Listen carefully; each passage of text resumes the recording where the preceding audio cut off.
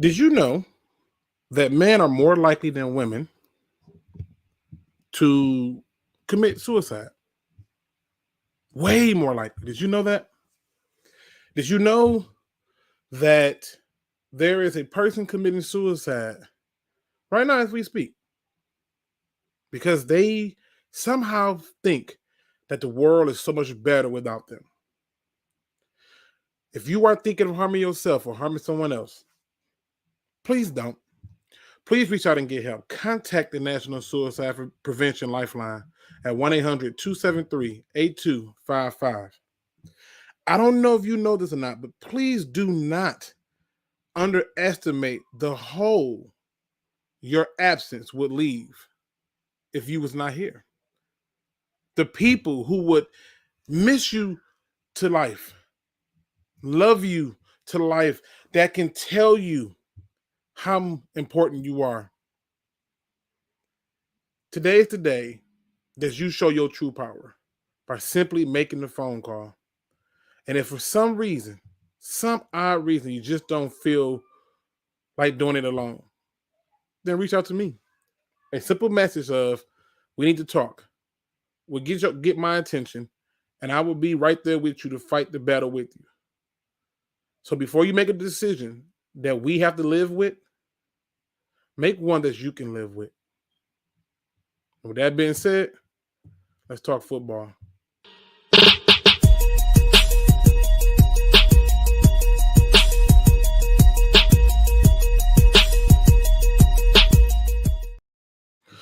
What's going on, Pride Nation? We are back at it again. I gotta be honest with y'all. It's a victory Monday. I don't even know how to act.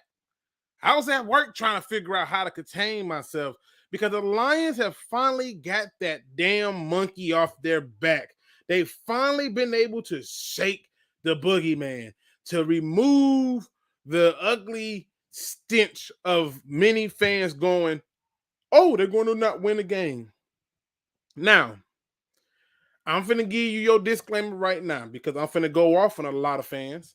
I'm finna go off on a lot of media. And I'm finna just go off on a lot of people who just refuse to inform themselves about this sport called football. It's not hard. You all love it. You all, play the video games. You are all in love with the standards and everything else. I'm giving you your warning right now. All right? I'm giving you your warning right now. I can tell you like this, okay?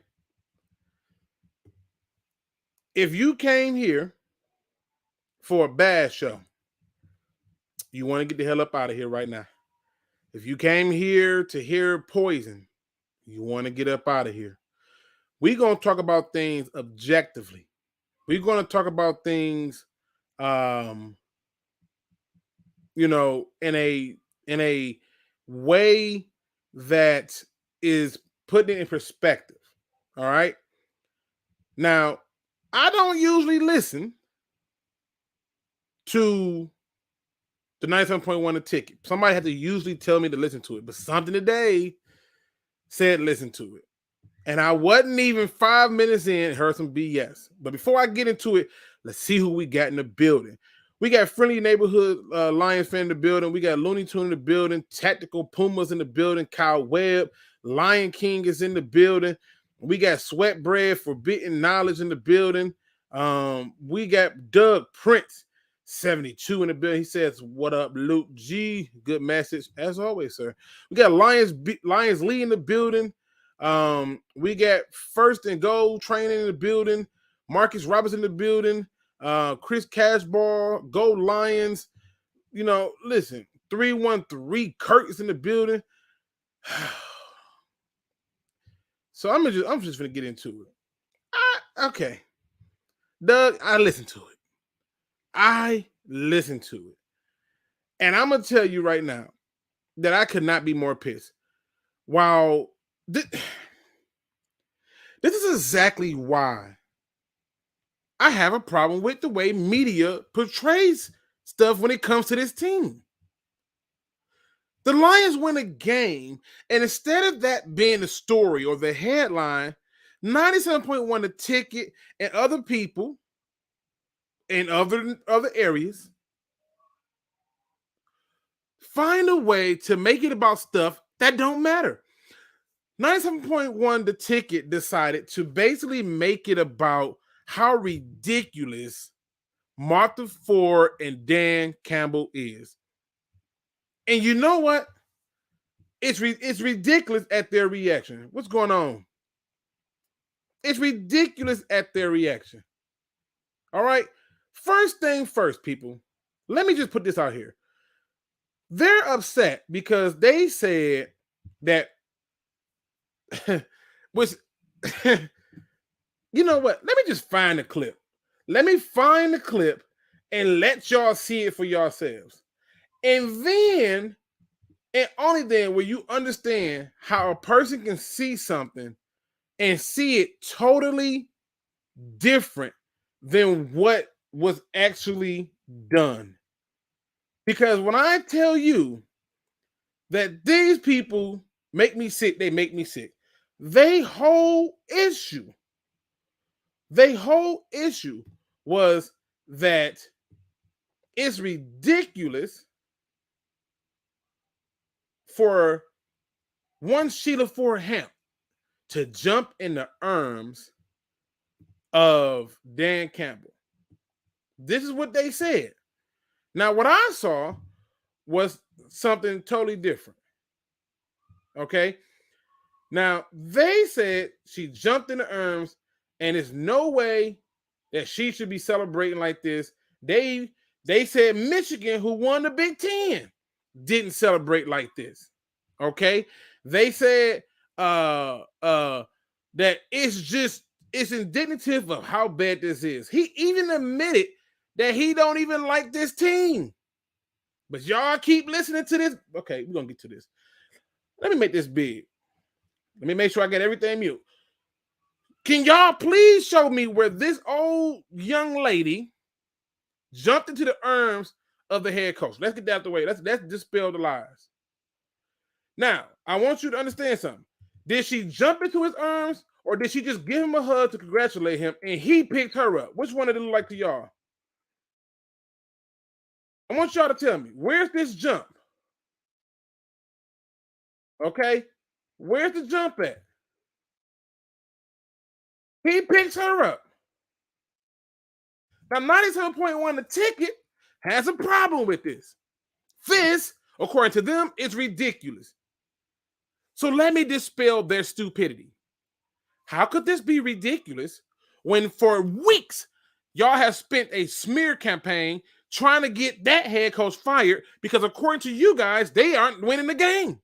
In fact, many of them argue that not only is he the biggest problem for the Lions mishaps, they are basically saying that they don't believe in him. Mike Valenti has said he doesn't believe in him. And the 97.1 Ticket, that guy who I call Samuel Jackson from Django, was doing too damn much. And it's ridiculous to sit there on a victory. This is not something you should be upset about. The Lions had a lot of problems in that game. I'll be the first to tell you, I was upset with a lot of things that happened with the coaching in certain parts of the game, that happened with players in certain parts of the game, certain decisions in certain parts of the game. But when you get the win, after you have not had a win in 364 days, yeah, you get to be overly excited. Yeah, when it's your coach's first win, you get to be excited.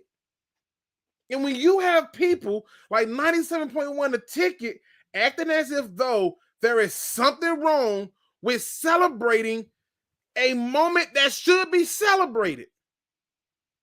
They're acting as if though that, oh, you can't celebrate. Oh, Amara St. Brown didn't celebrate that hard. So what? You know who else didn't do a lot of celebrating and got to the end zone a lot? Barry Sanders. I don't care. I don't.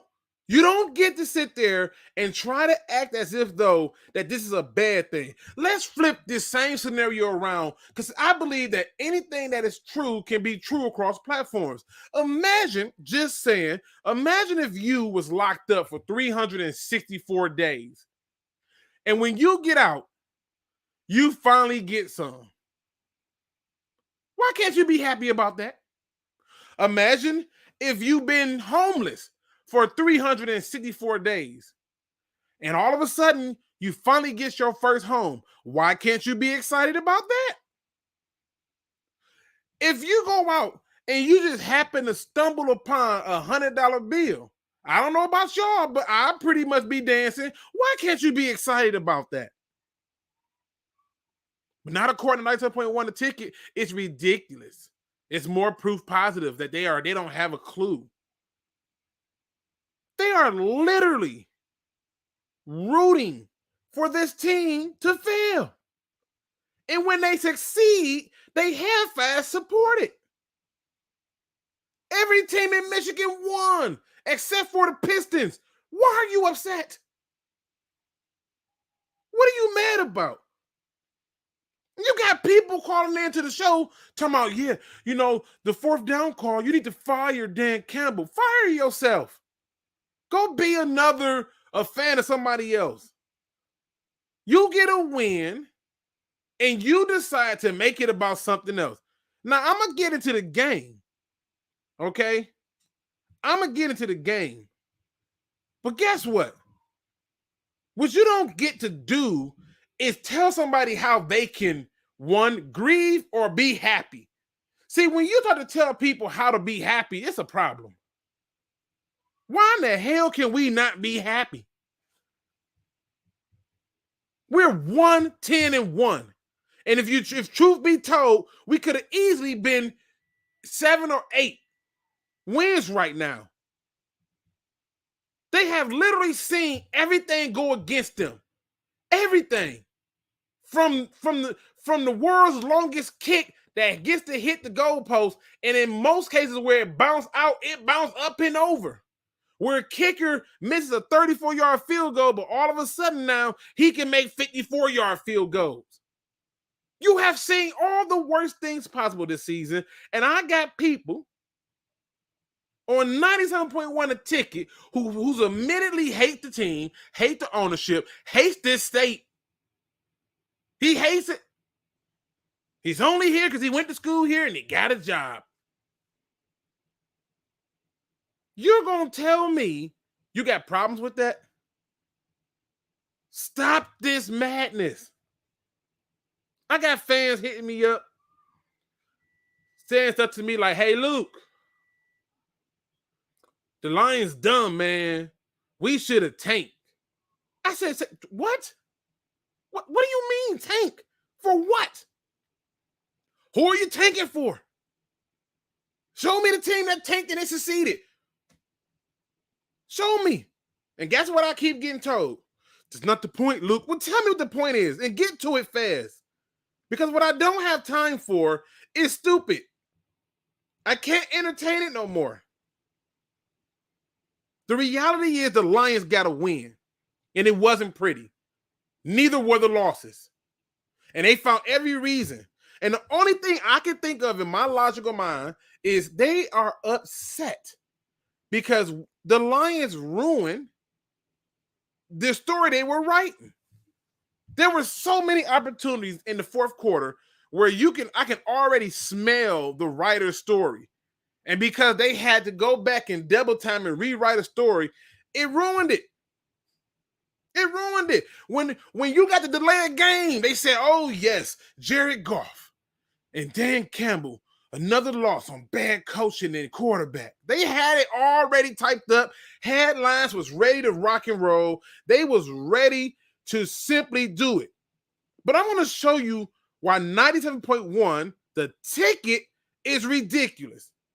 Because they are pissed that the Lions ruined their material. I don't get to be negative. Oh, God, I got to say something positive today. It's killing them on the inside. I want to show y'all something. I am a big supporter of Tom Grassi. I love what Tom Grassi do. He's a Packers fan, and I freaking think he's funny as hell, and I love what he do. I just want to show y'all this. Take this in for a moment. Take this in for a moment and understand that this is normal. And if it's normal for them, why can't it be normal for us? 2, I'm also struggling because while it'd be very humorous to see the Lions win, I still want to hold true that the Lions' first win is against the Minnesota Vikings. And you might be like, Tom, that sounds like an awful game. Why is that your game of the week? Well, my friends, because for weeks I have been proclaiming that the Detroit Lions would get their first win of the season against the Minnesota Vikings. 4 seconds left. 4th and 2. From the 11. Goff looking, firing. Touchdown! Oh my God! The Lions win! The Lions win! Holy shit! The Lions win! No time on the clock! I told you! I told you! Oh my God! Oh my God! The Lions win! They win! Oh my God! Benji with a fitty! The Gavin the Pope did it! Oh my God! Yes! Yes! I told you! I called it weeks ago!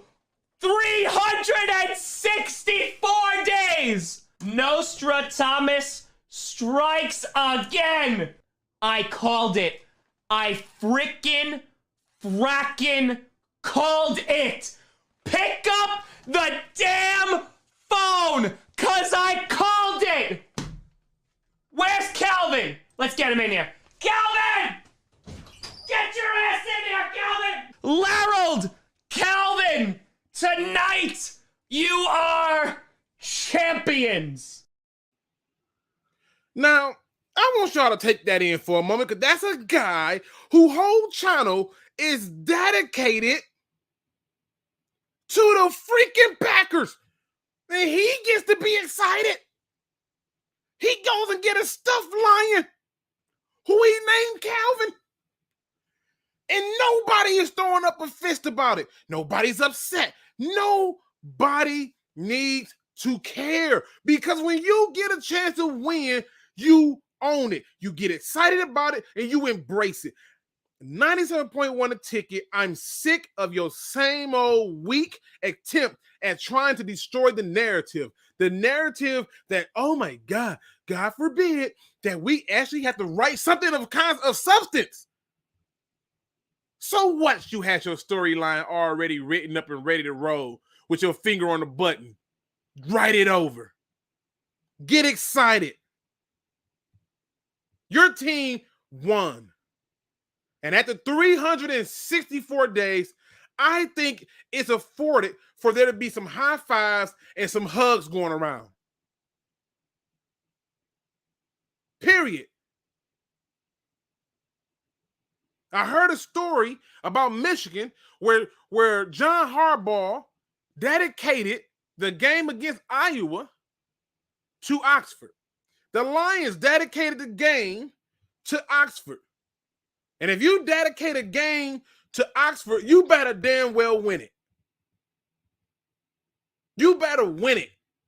And the reality is they did. So this is a good day, people. This is a day for you to be excited. I'm going to let people in for y'all to have it. I mean, the reality is you should feel good. The only question that you had to walk away with was, did they have the right game plan? Was it clean? No. Were there things that I did not agree with? Absolutely. Absolutely. But on a day like today, this is the day that we'll worry about that later. Clean it up later. It ain't got to be perfect. Hell, the Ravens quarterback threw 4 interceptions in the game they won. Everybody forgot about that. Everybody forgot about that. Tom Brady throws a pick 6 to a D-end that's the size of a goddamn D-tackle. Nobody remembers that because they won. I'll have another day where I break down what cannot happen going forward. But today, it's about the win.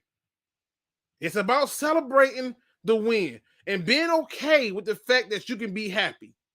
Do not go and listen to a radio show who's already admittedly said he don't like us. Don't like them, don't want to be here. F them. I got a Packer fan with over 100,000 people, and he's excited just because he was right. But it doesn't matter. It's the little stuff. The little stuff is what you should get excited about.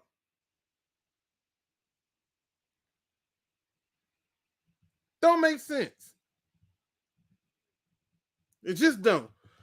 So let me go ahead and put it out there, people. I'm putting it out there. This is your opportunity to speak your mind. Okay? This is your chance to be in your truth.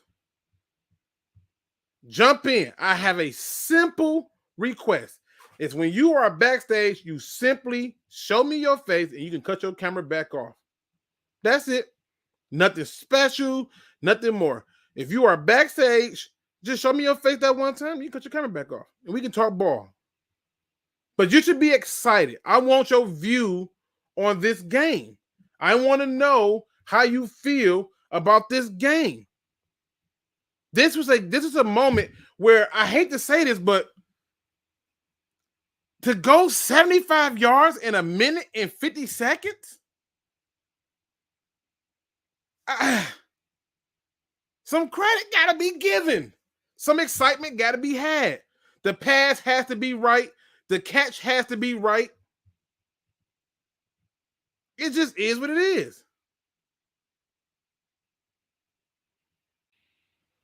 So my first guest is in. We got my man Kyle Webb in the building. What up, though? What's up, Luke? Man, what you got for the people? I mean, obviously, I came in hot. Yeah, right. You exactly right. You exactly right. They never want to see the Lions. They don't want to see the Lions successful. They won't always see the negative. Nobody wants to see the Lions win. Nobody. I mean, listen, I guarantee you. That's why I hate listening to 97 win the ticket. 97 win ticket never had nothing. It always had all negative. Right, like as and God forbid, if it was somebody else's team, they wouldn't be talking all bad about somebody else's team like that. Listen, I tell you like this. As Shay pointed out, he says, imagine not being excited about the win, but whining about losing. That you can't have it both ways. And when you do stuff like this, it's ridiculous. There was moments in this game where I'm telling you, I had to be like, who in the hell is this person? Where I thought Jared Goff was playing lights out. Now he did. Luke, the thing I didn't like about Jared Goff, what Jared Goff was doing, fourth and one, he went to I don't know why he had what's his name? What's our running back name? Jonathan. You talking about the one that was out, DeAndre Swift? No, not him. Who you talking about? You talking about the Vikings had the running back? No, our running back. Oh, you talking about Jamal Williams? Yeah, Jamal Williams. Yeah, Jamal Williams was in the backfield. And Jared Goff, I don't know why he tried to throw it on 4th and 1. Why did you run it? Oh, what they were doing? They thought what they were doing. I don't know what's wrong with Dan Campbell. He goes to that zone. And then he stopped what he's doing. In the third quarter, it was multiple opportunities when we stopped running the ball. It was working the first half, second half, and then when Mike Zimmer brought no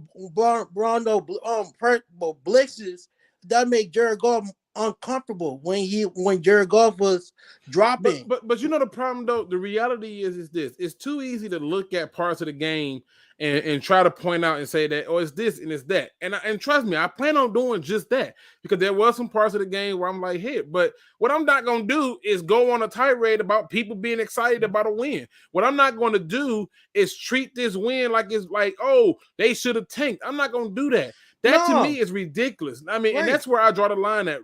What up, though, Big Take? Good to see you here, brother.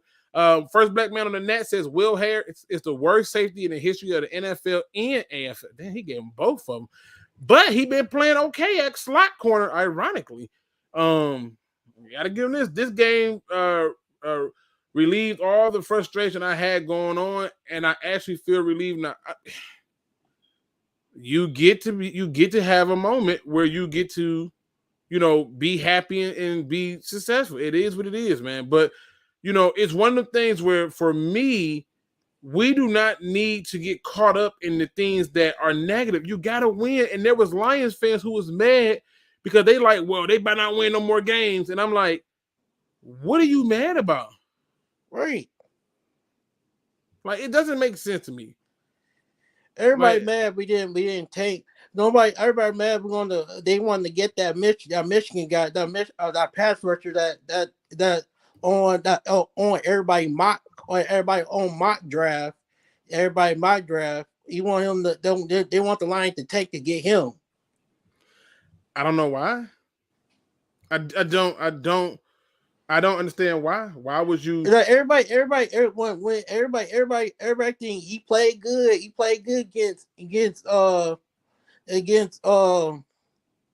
Iowa. When you would get Michigan was gonna go to the Big Ten championship. Everybody was talking about him. Everybody was saying the Lions should draft him. That should be the Lions first pick. The Lions' biggest mistake thus far, Kyle.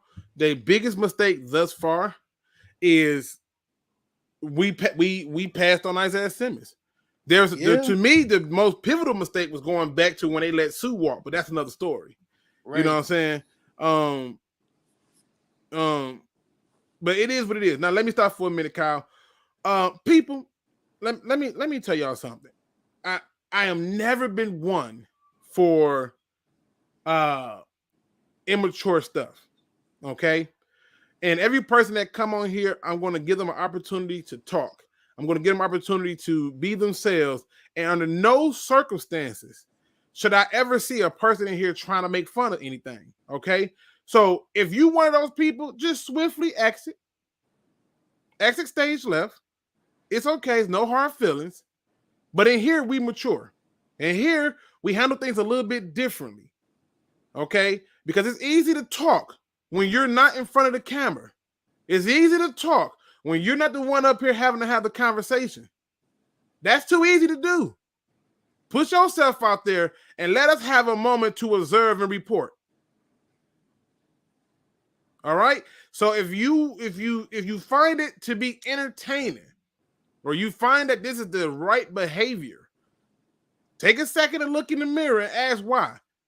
But remember, God don't like ugly and he ain't too fond of pretty. Yeah. So please keep it respectful. Please. Now, let me ask you this question because, this is something that I think should be handed out. Who do you think should get the game ball? If you're giving out the game ball, I'm giving you 2.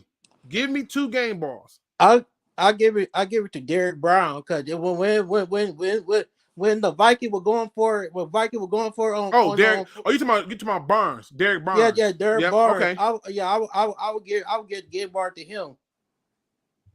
Okay, so I can't get mad at that. I thought he played phenomenal. Yeah, I thought he did too. I thought he played phenomenal. Give me your other game ball. I get one to It was a lot of them. See, my game ball is going to be different, and I appreciate you for coming on, Kyle Webb. So hopefully you keep listening, brother. I'm gonna keep the show going as other people funnel in here and try to join the show. But appreciate it. Okay. Can you hear me still? All right, there we go. All right.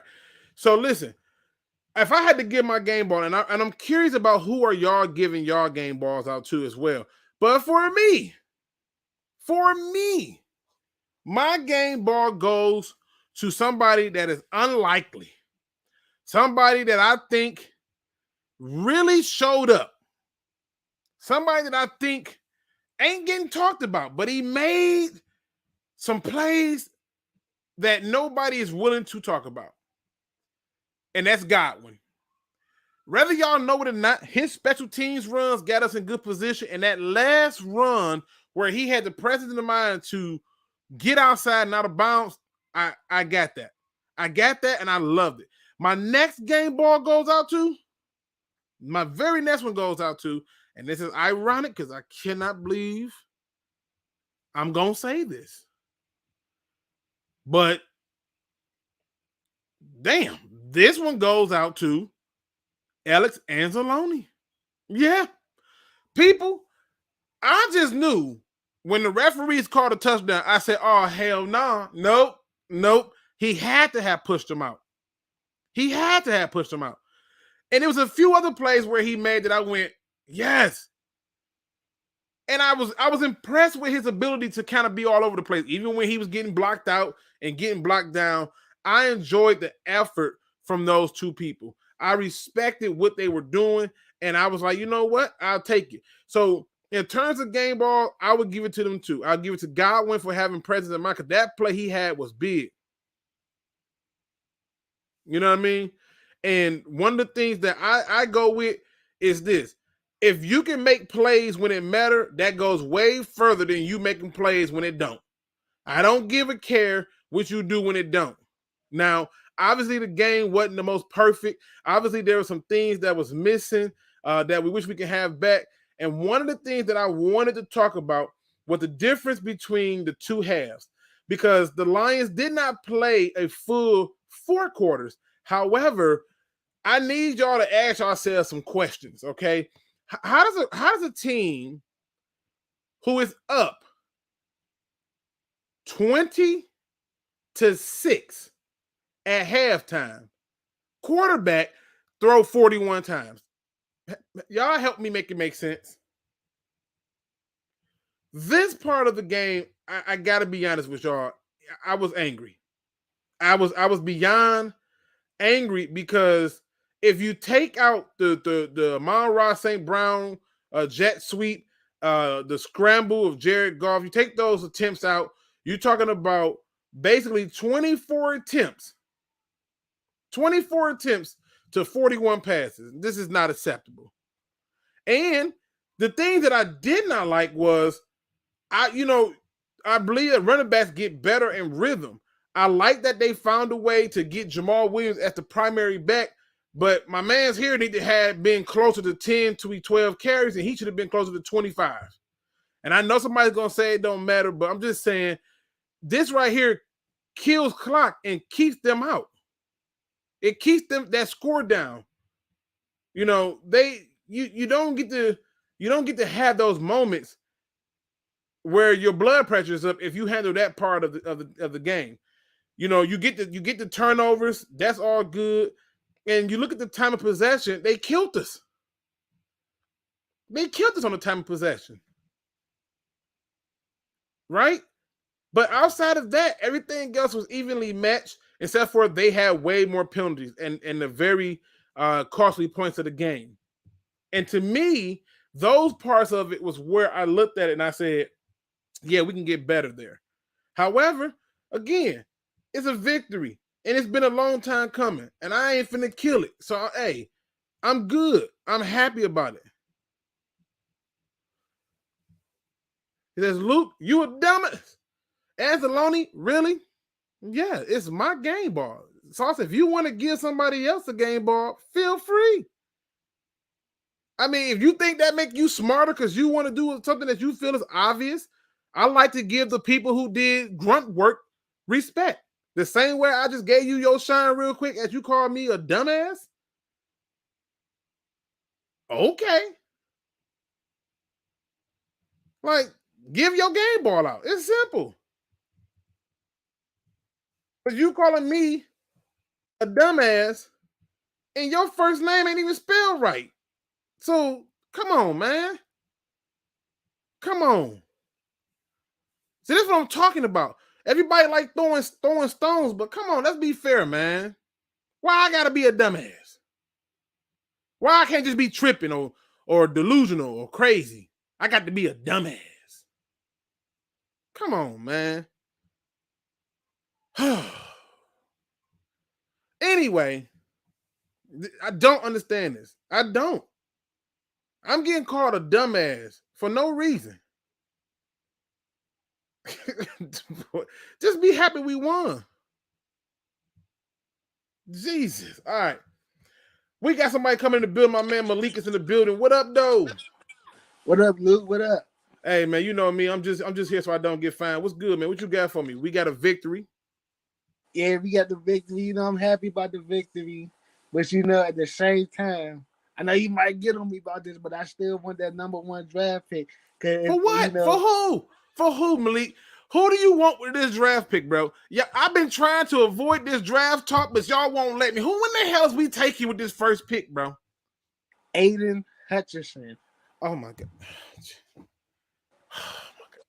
Why? Tell me why. Tell me why, Malik. Make me feel okay about this idea. Tell me why. Tell me why. Aiden Hutchinson is the best pass rusher in the country right now. I'm not just saying that because I'm a Michigan fan, but he's the best pass rusher in the country right now. He's like a what you would say a generational talent. Who's a generational? Aiden Hutchinson is a generational talent? Yes.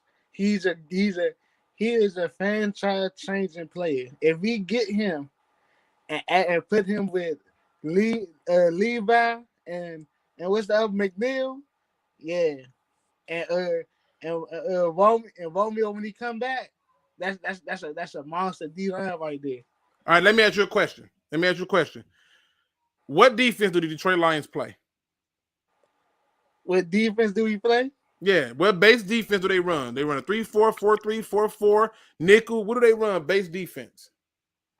El Correa look like a 4-3. They run a 3-4. It's a 3-4. Oh, yeah. It's a 3. Yeah, I mean, okay, so if they run a 3-4, right, and you're sitting there and your options are Aiden Hutchinson or trade, are you telling me you still taking Aiden Hutchinson? Yeah, I'm still taking Aiden Hutchinson. Okay, listen, I just want to see what your commitment level was, Malik. I ain't killing you. I want to see what your commitment level was. But Luke, tell me why wouldn't you take Aiden Hutchinson? I know you've been watching the past couple of weeks. Why wouldn't you take even the whole season? Why wouldn't you take Aiden Hutchinson? The most easiest logical explanation I can give you is we don't run a 4-3, and he is going to be best served as a 4-3 DN. He's so much better with his hand in the dirt than with his hands out of the dirt.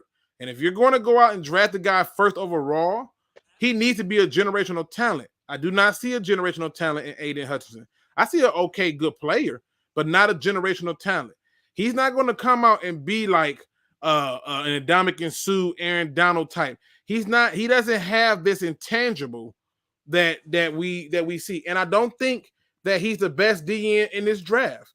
So when I go through and I put all this together, he does not equal, to me, the first overall pick. He cannot help you if, he cannot help you if for some strange reason you bring him in with the hope that he can produce from the outside. The last time we pulled that trick, trying to bring somebody in and play them in a scheme they didn't deserve, was Kyle Van Noy. It did not work right. And the reason it did not work right was because he was never suited to be in a 4-3. And the moment he went to New England in the 3-4, he balled out. Why? Because he was better served to be in there. And he ain't the only one we did that to. We've had so many other players that we've added who did not fit the scheme or who was better served being in a different set or offense or defense. So to me, by process of elimination, unless you telling me that the Detroit Lions is going to go to a 4-3, and they are not with the investment of McNeil and the investment of Levi, then why are you drafting a DN that's a 4-3 DN to be in your 3-4 defense. It doesn't make sense to me. I just want to say a couple more things. You said Aiden Hutchinson was not the best pass rusher in this draft. He's so not. Who is the best pass rusher? So you trying to get into all of my draft stuff. But the best pass rusher in this draft, I'm gonna wait to tell you in a video because I already got to make a bunch of videos, so I might as well save it. But I can tell you right now, it ain't Aiden Hutchinson. To me, I had to see two things. I had to see when it comes to a pass rusher, what makes them special is their hands. Everybody talks about the power and stuff, but your hands tell me everything. One of the reasons everybody like Floyd Mayweather and Muhammad Ali and Sugar Ray and all, they got hands. They put them paws on you. You feel me? And so when you don't have them hands, I'm looking at all of that. And then another thing I want to say is that right now, the state of Michigan with sports is on fire right now. The University of Michigan banging right now. The Red Wings banging right now. The Tigers, even though the MLB on lockout, but they added some good pieces before they went to lockout. The Lions just got their first win. The Pistons, I don't really know what to say about the Pistons. They lost. Yeah, that was rough. That was rough. But you know what? Even it's still hope even in their loss because you still saw a fight. They're just young. Yeah. So, but I'm just saying, if you're taking the guy first overall, Malik, he needs to be special. In other words, he has to be so good that you just got to give him a second contract. Hell, he's so good you may have to give him a third contract. I don't think you get that in Aiden Hutchinson. But this is the thing, Aiden Hutchinson. Look at the game against Ohio State. One of the juggernaut of the Big Ten, the monsters, the killers, the Ohio State. Mm-hmm. Look what he did to their offensive line. I put it like this. If you go through and you look at that one game, that's cool. But tell me what he did for the career. What is his body of work and consistency showing you? Now, before you answer that, I want you to answer this other part too. All right? I want you to answer the other part of this too. This is the most important part of it. All right. How do you see Aiden Hutchinson changing your defense? How I see him changing our defense. Mm-hmm. I see him, with Romeo, because Romeo is already, and they say the Lions, even though we know they're not, but let's just hypothetically say the Lions going to a 4-3 defense, right? Okay. And everybody already know what Romeo can do. So now with Romeo, then you got Aiden Hutchinson, you got two pass rushers you have to worry about. You got two pass rushers that you have to worry about. And when you have two pass rushers that you have to worry about, you can't double team both of them. True. The problem is you're taking a guy who is better suited to play 4-3 DN. That's what you're taking. He's not going to change the fortunes of your team. He's not. He's not going to come in and make a difference. When Sue came to Detroit, he changed the fortunes of the team by himself. With one play. What he did to that dude in Cleveland, what's his name? Anderson, changed what everybody thought. And from that day forth, he has always been an impact player, and it don't show up on the box score. True. I get what you're saying. Well, I'm saying is like, right now, I see people on Instagram and, all over the place saying, we have a chance, a mathematically chance to go to playoff, which we all know is really far-fetched. I just, like I said, for me, I know I'm gonna end up pissing off a lot of people when I start to do the film studies, and it's okay. It's okay.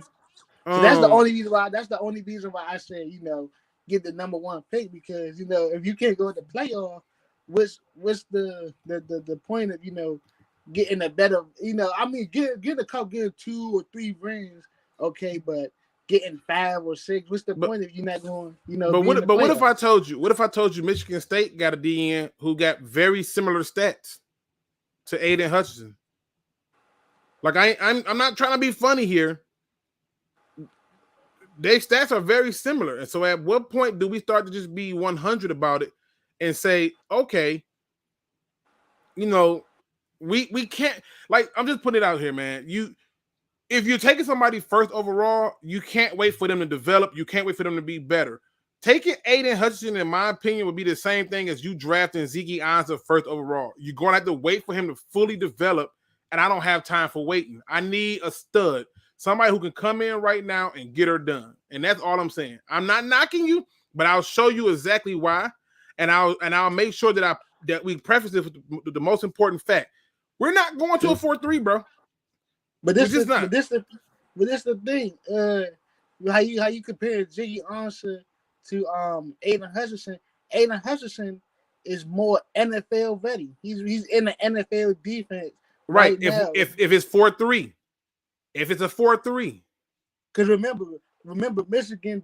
Remember our defensive coordinator McDonald. He came from the Baltimore Ravens. True, but guess what? He going to the league is a 4-3 DN. I see you, Detroit D in the back. Hold tight, bro. Yeah. So I'm gonna let you go, Malik, man. I appreciate you for coming in. I'm about to go so other people get on your show. All right. Hey, appreciate you, man. All right, man. Hey, that's a good one. I mean, look, you have to have the conversation. I know y'all want to talk draft. I'm trying not to. Y'all trying to force it, but I just don't think that you can take a guy who's better off as a 4-3 DN and decide to be like, you know what? He'll be good in the 3-4. That's the problem. And look, even right now, Hungry Panda Studio says Hamilton is special. Hutchinson is the best DN, but I don't know if he's worked. And Hamilton is special. And that's why I said if it came down to me, I would probably take that. But again, this is Victory Monday. We got my man Detroit D in the building. What up, though? Detroit D, what's going on, brother? But again, this is Victory Monday. Detroit D, you there? What up, though, Luke? You got to mute your TV in the back. I don't know if I can hear it, man. Not much, Luke. Just trying to get at you, man, about these Detroit Lions. Okay, well, look, mute your TV and give me your take, bro. Mute your TV in the back. I don't know if I can hear it very much, Luke. Appreciate it. Give me your take, man. What's your thoughts, man? Obviously, the Lions get a victory. How you feeling this morning? What you thinking? I mean, the floor is y'all. Y'all can talk about whatever y'all want. Y'all can keep trying to get me to talk more draft. I'm still not going to give you all my gems. You know what I'm saying? I ain't going to give you the gems on the draft. And Detroit D, when you join in, all you got to do is give your phone or your tablet permission to access your camera and microphone. And then I'll be able to hear you. It says, I've seen Tiz get bulldozed and Hutch on clamps. What you mean? Listen, the film speaks for itself. I'm gonna leave it at that. Who would be Calvin plus wide receivers go first round all the time? Like I said, I'm gonna tick some people off. It is what it is. Shout out to my man Detroit Rage. What up, though? He says Thibodeau or Hutchinson. If you're gonna draft one of them, you might as well take Thibodeau because he at least is gonna be better served as a 3-4. Now somebody's gonna say, but Luke, his hand be in the dirt more often. I know it does, and guess what? When I watch him, he can get off just as fast with his hand in the dirt or from the 2-point stand. I don't see that with Hutchinson. I don't see a guy who can get off while he in the 2-point stand always as fast as he do with his hand in the dirt. And so for that reason, yeah, I don't think you can take him first overall. It is what it is. No, Luke, get out with that MSU stuff. Don't be biased. I'm not, bro. I'm not. Excuse me. I'm not being biased. I'm just pointing out that, look, if you're going to take a person who can fit your system. We can't keep taking triangles and trying to put them into squares. It's not going to work. It's just not going to work, in my opinion. I'm sorry. It says Kayvon had a meltdown their last game. Dude has anger issues. Again, this is why I'm saving a lot of this stuff, in my opinion. I'm just saying. Hutchinson's stats this season are Penishew's career stats. Hutchinson's stats are Penishew. Oh, okay. I think I know what you're trying to say. Well, let's take a look.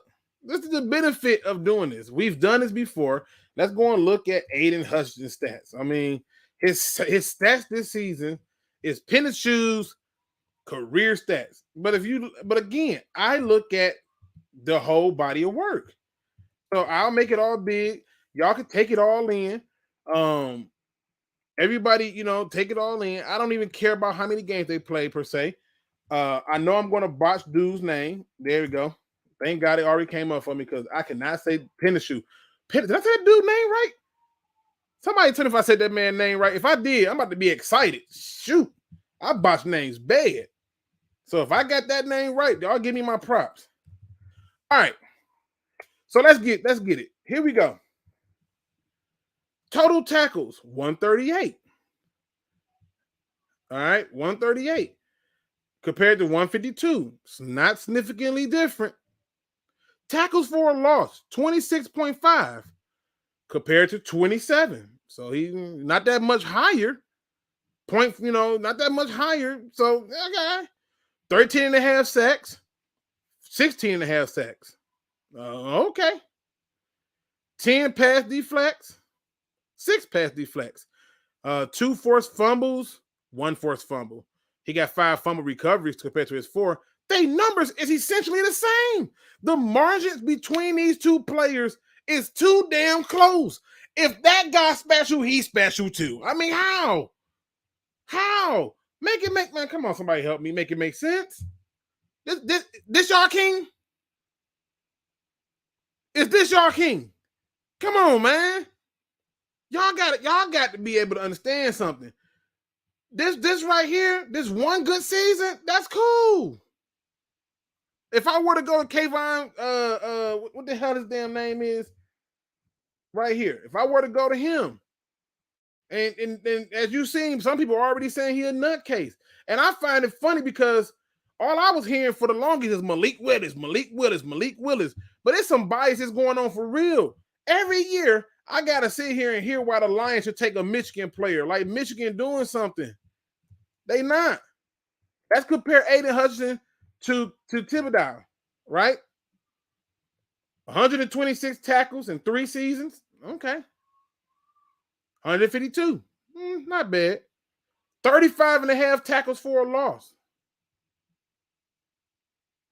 Now that's a nice little jump from 26.5 to 35.5. That's huge. 19 sacks to 16 and a half. And he had a very good year. 1 pass deflect, 2 forced fumbles. I mean, I don't know what to tell y'all. I wish I can lie about it. My man, One Pride 40. What up, though, man? Welcome to the show. Hey, what's going on? Not much, sir. What do you got for the people? I'm First already pissing them off. Oh, I'm about to too. First of all, I think that number 1 overall pick is completely worthless. What do you mean? I'm not a big fan of Thibodeau, and I'm not a big fan of Hutchinson. And I think the safety is probably the best bet. And I just don't think it holds that much value to me. Because if we're going by positional value, safety's not really it for positional value. But see, I don't do positional value in draft. I take the player that's the best player. Like, for example, right? If you go back and redraft it and a person can take Troy Polamalu first, he would win first overall. Right? Like there are certain people that you can take. Now, I have to ask myself certain questions and go with it. Brandon Fire says he totally disagreed with me, but I'm okay with it. I just watched the film and I just did not see this special type. William Birch, shout out to you. He says, Jadeveon Clowney was the census number 1 pick this year. Oh, his year, but still was raw. Take a guy who will be ready next year or the year after. Yeah, that's called. You don't take a project number 1 overall. I mean, right, unless it's a quarterback. You can do that with a quarterback. So if you want to take a guy who's going to be ready in a year or two, and you really feel good about it, then okay. You take a bona fide dog at one. You take a bona fide dog at one. I just, like I said, I wish I can make this stuff up. You know what I mean?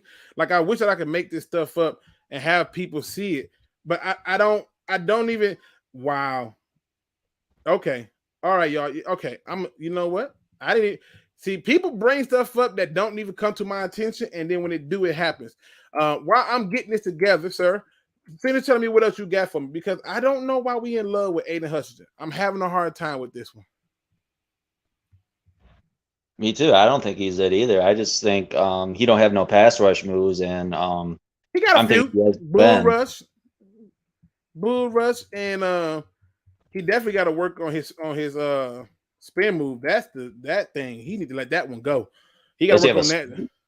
He tried to do a spin move, but he got to swim. Every now and then he'll get one off, but even that he do wrong, because it's a certain way you do a swim move, and he. So, but again, the most complete DN in this draft, in my opinion, is George Karlaftis. He's the most complete. His stuff that he do don't show up on a box score. It don't, and it won't. So hold on, give me one. I see you, Detroit D. Hold tight. All right. So William Burke said this. I want y'all to understand something. William Burke said this. So he said he was raw, right? Let me make this thing full screen. I don't want nobody to miss this. All right. Y'all know we're looking at Jadeveon Clowney's college numbers, right? So I want to ask you one thing too, before I go. Go ahead. So what do you think is Holmes' opinion on Goff, of how bad he's been doing this season? Because I'm a little worried about that. I think Holmes still believes in Goff, but I think Holmes also understands that he's not going to hitch his wagon to Jared Goff. He's just not. And to me, he shouldn't. But I think he still believes in him. He has to believe in him.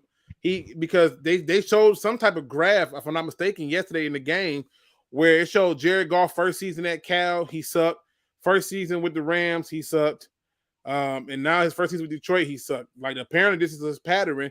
And then the second year, he always plays better, apparently. So, if that's the case, great. But he has to believe in him for at least another season. He doesn't have a choice. Right, but after that $30 million cap hit is gone, do you believe that they're going to ride him out if he plays another bad season? Or you think they'll just have you? I mean, I'll put it like this. I don't think he can afford to. And that's the problem. So that's just the truth. He said, I'll take Kenneth Walker #1. If he's the best player in this draft, yeah. He's a beast, but no. If he listen, I'm taking the best player in the draft. I'm not taking somebody because I'm just forcing it. If you're gonna force it and you're gonna have to wait for a person to get ready and be there, you might as well just go ahead and take the quarterback, and that's the problem. Oh, Detroit D, I was just finna go to you. What happened? Dang it. But honestly, I would take Hamilton #1 if he was there. I'd absolutely do it. If I have to do it, I'd do it. If I have to make a pick that I think can change my team, I'm definitely taking Kyle Hamilton. In my opinion, Kyle Hamilton is special. And the reason I say that is because the film tells me that. And one of the things I can tell you is this. We all are tired of Will Harris. He will fix that problem for us. Okay? He will fix that problem for us. 100%. So if you draft Hamilton, would you put him at single high or like a box safety, like where you usually put Will? Well, listen, if I'm gonna use him just like this comment right here, like Isaiah Simmons. He'll be in the box, he'll be outside the box, and then some. You gotta understand. You gotta understand the ideal situation is to trade out of that pick. But if you are forced to make that pick, then you might as well make history, because no safety has ever been drafted first overall. Take the safety first overall if you feel like that. But if I gotta wait for him, yeah, unfortunately, I'm taking the quarterback. Appreciate you for coming in, One Pride 40. As always, man. I'm gonna try to see if I can get the Thanks for having Detroit me D in the too, building, by the way. man, and appreciate you, bro. Hey, appreciate it. Thanks for having me too, by the way. No problem. Detroit D, you in the building? Yeah, man, I'm in here, Luke. For some reason, I can barely hear you though, bro. You know what it was, man? If you're doing it through your phone, it would have been better served for you to put your headphones on because it's going to use your microphone and the speaker from your phone. So if you had a headset, that would have been better. Did that? I should have put my headphones on, man. What you got for the show? We hear you loud and clear though. For sure. I'm gonna tell you like this. When they talking draft, I'm like him. I'm like the guy who just came on. I'm with Thibodeau or Hutchinson going number one. I like to see us trade down to maybe 4 or 5. Right. Grab us a safety. You know what I mean? Go defense, first 3 picks, and then we can get us wide receivers. We can find us a diamond in the rough somewhere late in the draft. I don't know why everybody's so enamored. It's not like we got a generational talent. I don't see no Calvin Johnson, no Randy Mosses, no Jerry Rices out there. Come on.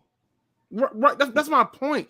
If you're going to take a player first overall to have to wait and develop for 2 or 3 seasons, you need to draft a quarterback. I'm the only one I'm willing to wait for. I'm not waiting for a DN to trade. That's not a hard transition. No, man. If you drafted a DN first overall, bro, he got to be a dog. I mean, he day one, he hitting the ground running. You ain't talking about you got to work on no technique or nothing. You just fine tuning anything with him. Right. And if you're not coming in with that, plus he's a 4.3 DN. Now, Brandon Fire says, Luke, you always talking to people who agree with you on everything. It says, where the debaters at? You can be the debater. Jump in and come debate. I'm open for it. I'm just telling you, it don't make sense to take a DN because you want to take a DN. And plus, Luke, people don't understand unless we're gonna change our defensive scheme and get out of the 3-4. I mean, if you taking Hutchinson, he gonna be playing on the outside just like a core, standing up all the time. Is he good in dropping in coverage? You know what I'm saying? Is he comfortable doing those type things? You talking about drafting this kid first overall, investing a lot of money in him. And you already see, you see what happened. Every time we draft a player without even being first overall, the expectations are high. We took Stafford first overall. People still hate him, right? We took Calvin Johnson second. We took Ndamukong Suh second. And people love Suh, but they turned on him. The only one they ain't turned on is Calvin Johnson because this fan base love receivers. They'll never turn their face down to receivers. I just hope we go defense, or even if we do go offense, man, whoever we pick, I just hope they pan out, man, because we've had horrible luck in the second round. Swift is panning out. He's a second-round pick, but we've had horrible luck in the second round. Hopefully we can hit on at least 4 to 5 of these players in this draft, man. We're picking 11 players, I believe. Hopefully we can hit on 4 or 5 of them. There's some, decent players or all pro type players, man, or Pro Bowl type players, bro. I think we will be able to. I think we should be able to, and I think we will be able to. Now, Bring the Fire says, why don't you join Lions Lee? Lee has been on before. I'm pretty sure he'd jump in if he wanted to, but I'm just telling you that, I love this comment. Jordan Battle from Alabama is better than Kyle Hamilton. Bullshit. I mean, my bad.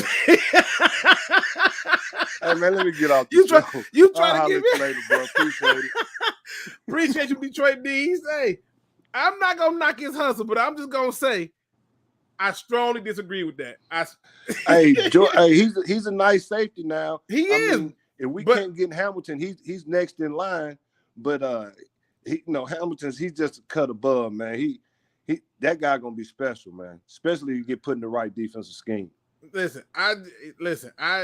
If you think that's a good video. I appreciate that, Down 19. I'm gonna have to do that comparison. I think that there's a huge difference between Kyle Hamilton and Jordan Battle for one reason and one reason alone. Kyle Hamilton's range is Sean Taylor-ish. Now you can't tell me that's Jordan Battle. There's no way. Right now, though, Luke, you got to look at this too, man. People got to understand this. On defense, when you're drafting these defensive players, they got to be able to do more than one thing. You know what I mean? They got to be able to play multiple positions almost. Like in basketball, you know what I mean? They got to be almost positionless. Right. Like an Isaiah Simmons that we missed out on. Right. And that's what I'm saying. Man, don't even get me started on that. Every time I think about it, I get mad. You're trying to get me because you know what it is?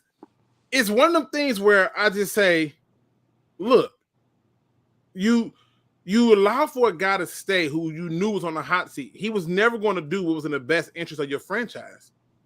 He wasn't. Because he already knew if he was going to do what was in the best interest of your franchise, he would have took Isaiah Simmons. Let me tell you why. Because he knew we needed linebackers. He knew we needed linebackers. They were dead men walking. That's why they tricked us off. It's all good. And that's my whole point, man. That's what it boiled down to. That you have these moments where you say, okay, the opportunity presents itself, and you didn't do it. But now you got that same fan base who wanted to give him 3 years, and he's a genius, and he's a rocket scientist. And you don't become a rocket scientist for no reason. He must have somebody doing his work for him. But I'm just saying, at this point, you got to let this guy work his magic and see what it do. And I don't think it starts with Aiden Hutchinson.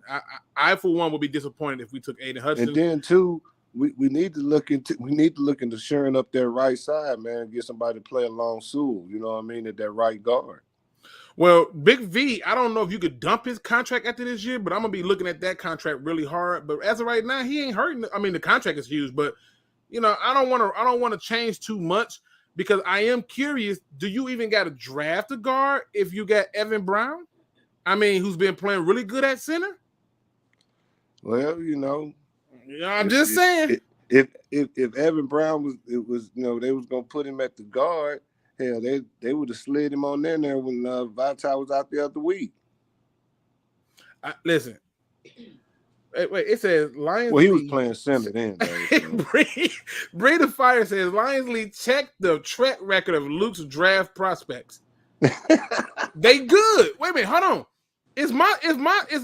They good. Some of them didn't get drafted, but my prospects are good. What are you talking about? Like. I'm gone, brother. I'm gonna holler at you, Luke. Appreciate you, sir.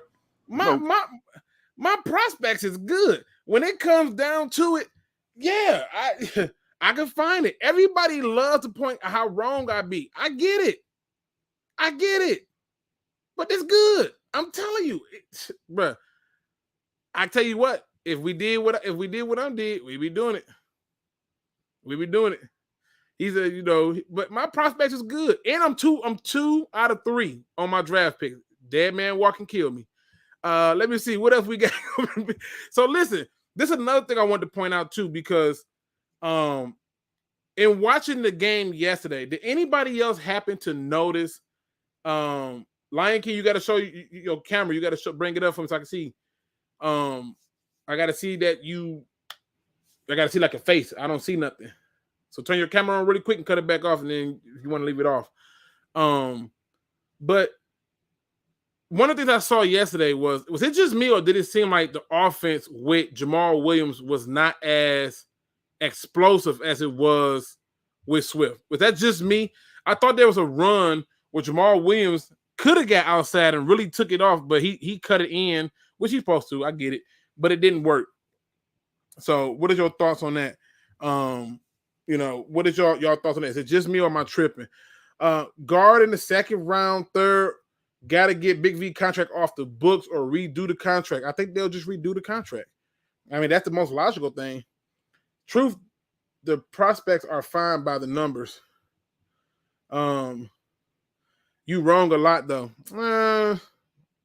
I think I'm more right than I'm wrong. And that's not me. That's just the truth. It's all recorded. I'm way more right than I'm wrong. I believe you also one of the people who was hyping up Greedy Williams down, Burr. And I allow, because I keep receipts.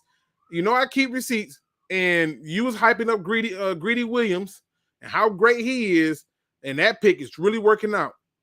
Awesome. Like, I can go through and track a lot of the things that people say. I just don't. But I'm just telling you, yeah, you can't be right all the time, but I'm way more right than I am wrong. What up, though, Motor City Thanos? Again, Lions get a win. One of my biggest things that I walked away from was saying, hey, we was way more Lions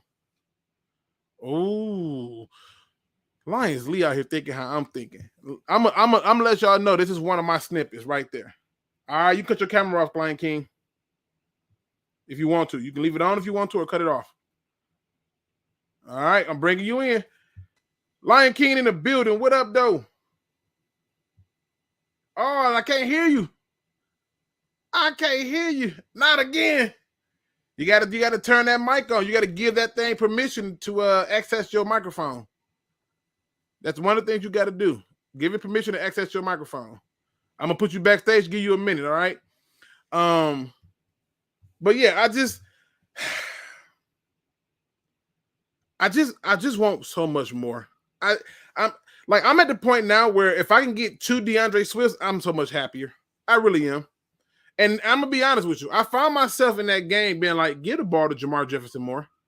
Because I feel like he can give you a little bit more than Jamal Williams. But I could be out of my mind. Wide receivers are a top need, but none are worth a first-round pick. I think it's a receiver in this draft that's worth a first-round pick that remind me of Anquan Bolton. You know, I think it's one in there. I don't know if he'll be there when it's time for us to pick, but you talking about taking first overall? Hell no. Nope. Mm-mm. Like I said, if I gotta wait for you to get better, quarterback is gonna have to be then, I guess. Shoot. Williams is not a scat back in the NFL. It's a different type of runner. I know, but I just want more. Just want more. I tried to say this before that it was more explosive. People didn't want to do it.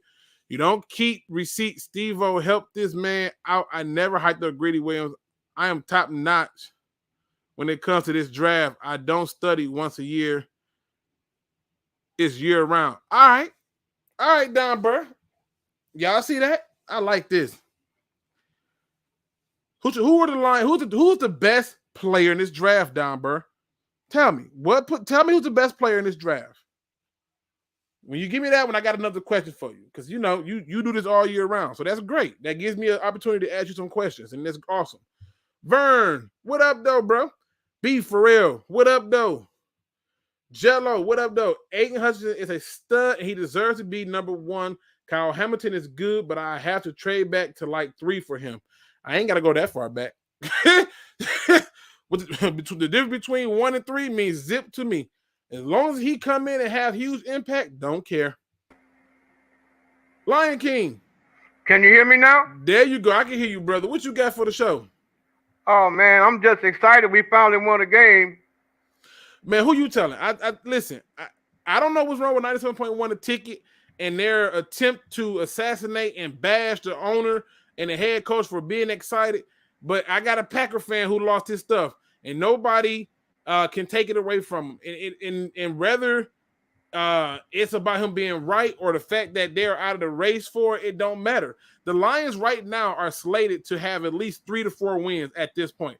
So if you predicted 3 to 4 wins, you on your way to getting it because I think they will beat the Broncos.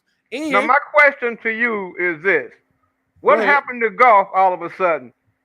I mean, the way he looked, well, it all really, to me, began last week with Chicago. He was strutting around with his chest out, and then I noticed it then, but then yesterday, he looked like Joe Montana. So, I mean, what has happened to him that he's all of a sudden, because early in the season, those passes was like a wounded duck. Yesterday, man, he was throwing tight spirals. So what has happened to him all of a sudden? I'm gonna tell you, this is just my observation. You know, this is just my observation. I love it though. I think he just had a good day. I think he just had a good day, and I think there was so the one play that he threw that went to the tight end right. I thought that was more of a better catch than pass because the defender was kind of draped over him and falling down. He didn't put it high; it dipped down. And the tight end just pulled it in. And I went, okay, that's a good one. But all of a sudden, we talking now winning out. I mean, we couldn't hardly win a game. Now, all of a sudden now, people talking about we may win out. To me, at first I wanted the number 1 pick. But after the way Goff played yesterday, I know you don't want to talk draft, but I just want to say this. I think we ought to just kind of like get the draft capital and try to go get Pickett. I think it was Kenny Pickett. Because some of the quarterbacks now, they're not going to be in the first round, I don't think, because there's other teams that need quarterbacks. Well, I I'm agreeing with you. I think that the ideal situation is to draft capital, is get draft capital, trade down, right? And then get the draft capital and keep building from there. But I know this is the thing that I was listening with Woodward Sports and Neil from Woodward Sports, shout out to him. He brought up a very good point. If you believe that there's nobody worthy of taking it with the first overall pick, why would anyone else want to move up to the first overall pick? And so at that point, that's why I said if I got to take a player who I got to wait to be good or anything, take the quarterback. Because let's say, for example, you take the quarterback and now you don't want to draft another quarterback until 2023. You still got time for us to dump the contract of Jared Goff, have a guy that's grooming in the background, and you draft another one. You still got competition in the quarterback room. And if you need to go ahead and dump one of them for draft picks, you can. But I'm just saying, I just don't like this idea of taking a 4-3 DN or taking a DN that's still raw.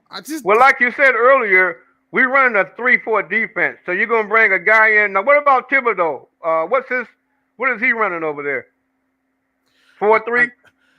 I don't know what Thibodeau's gonna run. I don't. I usually wait till they run because as you've seen that they will inflate the numbers. I mean, at Penn State Pro Day, everybody ran 4-3s. I don't know how this is possible. No, I'm talking about his pro set. What's he run? A 4-3 or 3-4? Oh, he can run both. See, Thibodeau to me got more range than Hutchinson. Because he's more athletic than Hutchinson. See, Hutchinson is not as athletic as Thibodeau. Thibodeau, I've seen him with his hand out of the dirt, and it's the same get off as it is with his hand in the dirt. But do we need defense on the first round? though? That's my question. Our defense right now is keeping us in the fight. Wouldn't you agree? I mean, we can go back 5 or 6 games from now. Our defense is keeping us in the fight. It's our offense that has not been doing anything recently. True. So why do we need defense the first few picks though? That's what I don't understand. Because if you're looking at the draft right now, who are the best players? If you're looking at college players right now, who's the best players coming out? Their defense. And so if I'm looking at the best players, I'm probably eyeing a defensive player. I'm glad to hear you talking draft though. Listen, y'all trying to force it, but I love it. I'm talking around it. I'm doing my best talking around it. I just want to dispel the Aiden Hutchinson talk because I can't take it no more. I can't take the idea of us having to draft a guy who's 4-3 and we're a 3-4 It just does not make sense. You don't think he can run a 3-4? I think he could run a 3-4, but at that point he's Trey Flowers. But he got to have some speed to run on a 3-4. And that's my not if you don't have speed, have technique. He is not this like super amazing technical guy. That's not him. Thibodeau. But the thing is, that's what we're saying. But what would the Lions do? They done some dumb picks, man. I think we don't know, Oh, Evan Brown is on COVID lockdown. Oh, damn it. Hopefully that changed. But damn it, that's at least 10 days. When did they announce that crap? What's that? That Evan Brown is on COVID lockdown. But I'm just saying. He said, look, the tips that they got you. I know, man. I'm trying to avoid this draft talk. I got to talk around it, man. It's crazy. But the reality is this, man. I put it this way.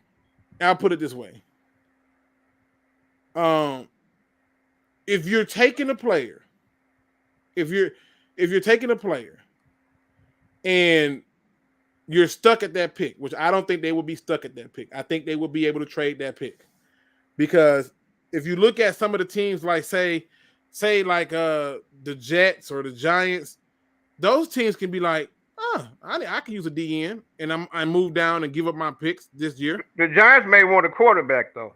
That's fine. Then if they can trade it the first and get one, problem solved.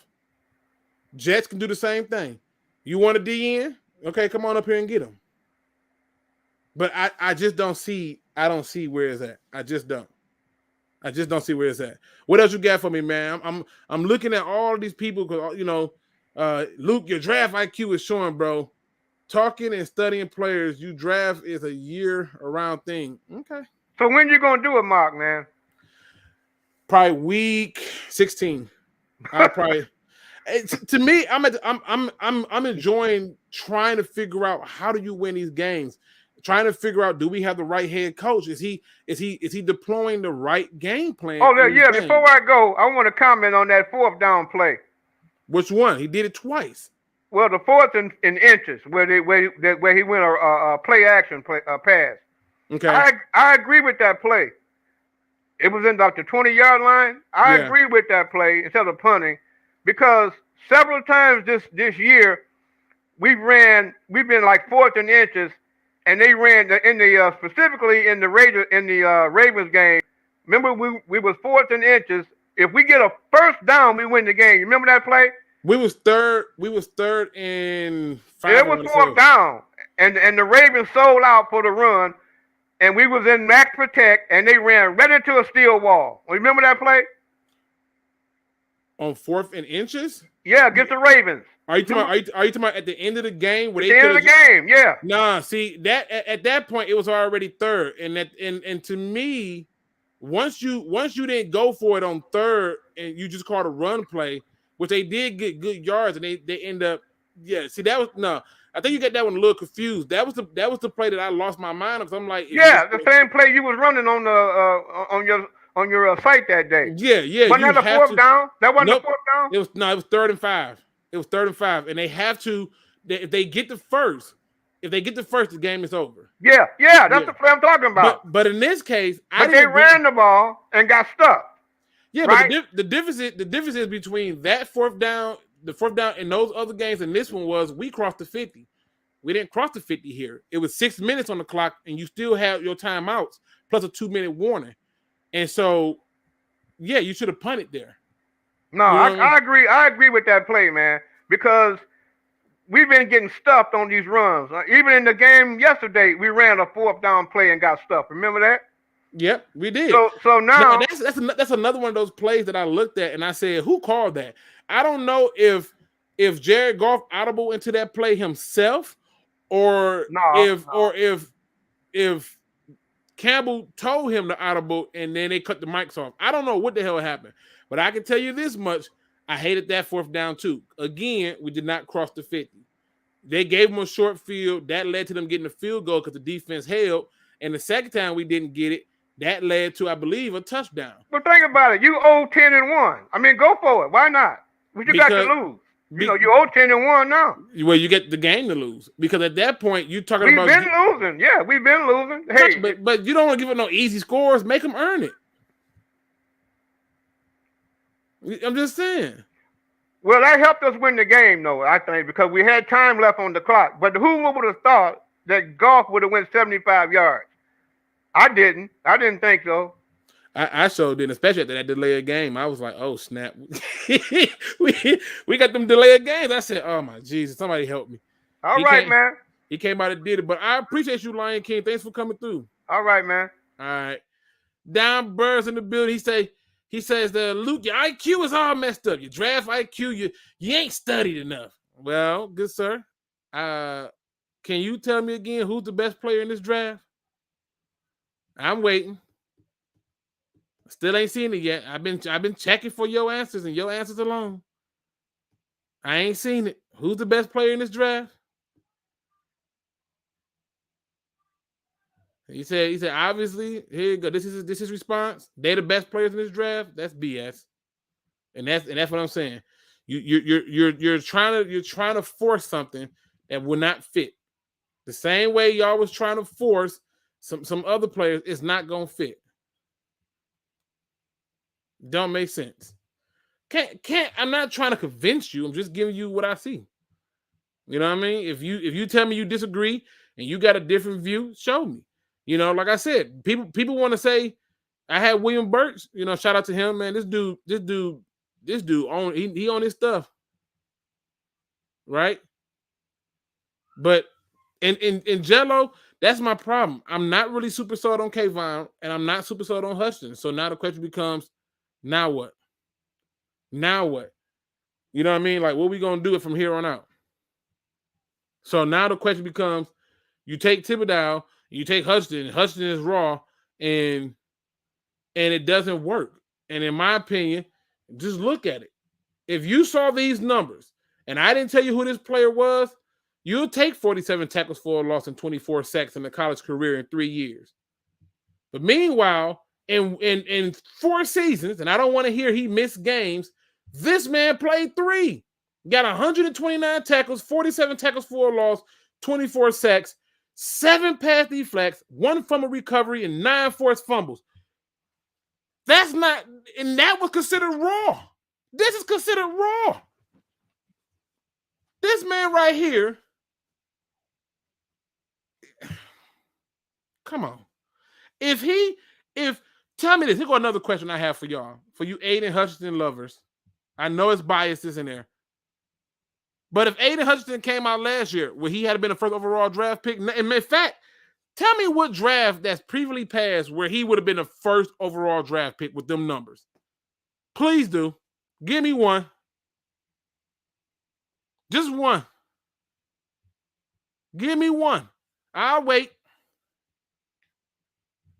There ain't a single draft that you can point to previously within the last 10 years where this man would have been the first overall pick with them numbers. There's no way. And I'm with you, Go Lion. I think this dude right here give your defense a makeover. What he do creates something that you can't put on the box score. But what do I know? Jeff Okudah is a lockdown corner, right? Remember I told you that. Don Bird, you can always join the show. Come join it. I like talking football, man. You ain't got to just text everything. Luke, stop reaching, bro. Hutchinson gone high for a reason. And draft pass had quarterback options. Okay. Here, I'll be fair with you, Don Bird. What draft previously where he had been a top 5 pick? Let's try that one. See, I don't even got to do first overall pick. Let's do top 5 pick. What draft in the last 10 seasons where he had been top 5? I'll wait. Y'all love to try to make it seem like I'm moving the goalpost, but let's be honest about it. Where would Aiden Hutchinson with them numbers be a top 5 pick in any previous draft? You're probably going to end up having to go back past a decade. I promise you. I promise you.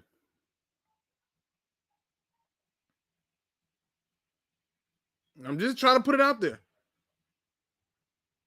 Take those same numbers. Take those same numbers and we can talk about it. You take Hamilton, you got a top 5 defense every year. Every year he's here except his rookie season. I think you can still boost your defense up significantly with Hamilton because he's going to change the way people play. I'm watching games and they just flat out avoided him.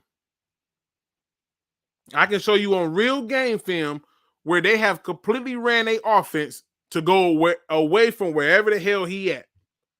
And when they tried him, he made them pay. Jello says, what are your thoughts on Levi? He hurt. But when he's not hurt, I like what I see. I like that he gets a little push and that he's stout at the point of attack. But, I wish he's a little bit more explosive in terms of as a pass rusher. But for the most part, he's been okay when he's healthy, but he's hurt. He's clearly hurt. See, it's a problem with people. It's a problem with people. Let me show y'all something. Let me see if I can find it. Let me see if I can find this, and then y'all can understand where I come from, right? Because I think Don Burr makes a point. He says, if you take a safety first overall, you will be the laughing stocks of the league. But we are already the laughing stocks of the league. So I guess they can continue to laugh, right? So that's the thing that we gotta be honest with. So let's just go and look at something. And let's take it a little bit more objectively than we've been focusing on. Now, don't get me wrong. Can I see a scenario where people can look at it and go, you have lost your mind? Yes.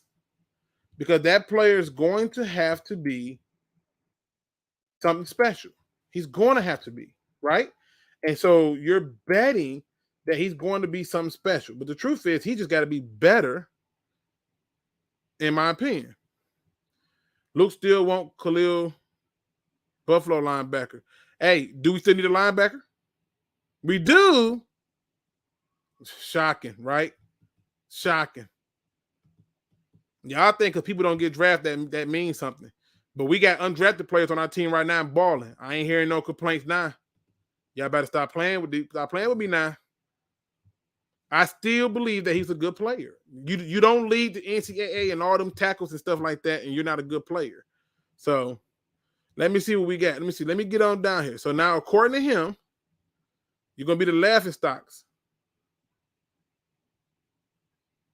It says, just curious, what was Chase Young numbers when he came out of college? That's a good question.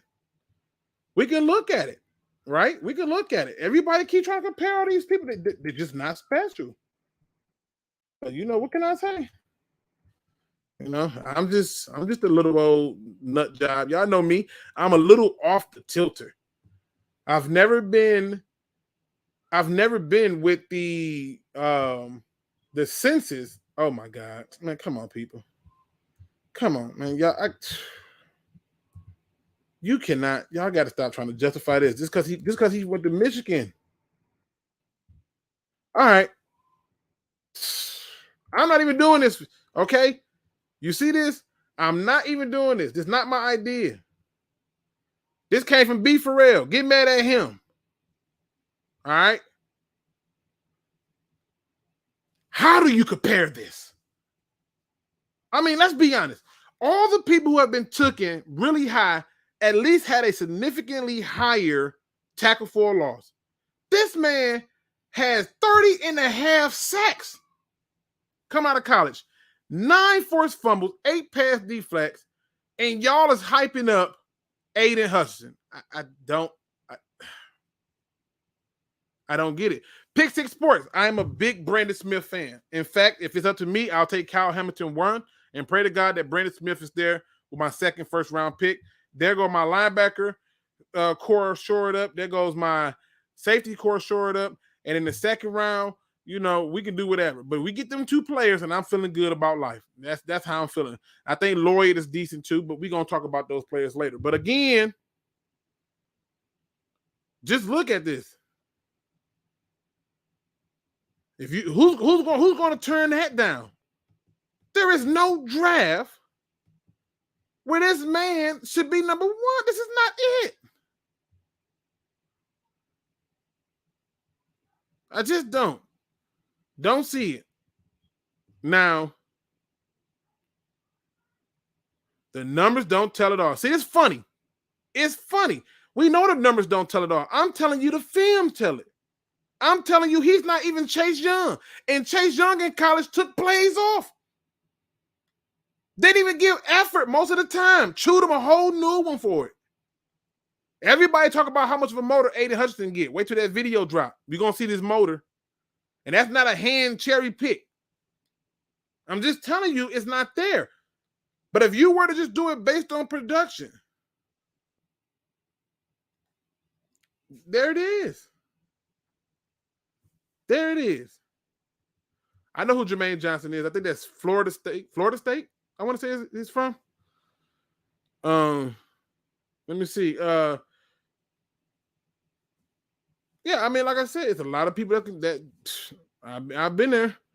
Luke, how do you rate our Brad Holmes 2020 draft? I never rate him on the first year, but I can tell you this much. It's done enough for me to respect what they've done. But I won't know until then. You know what I'm saying? So, you know, that's how that worked.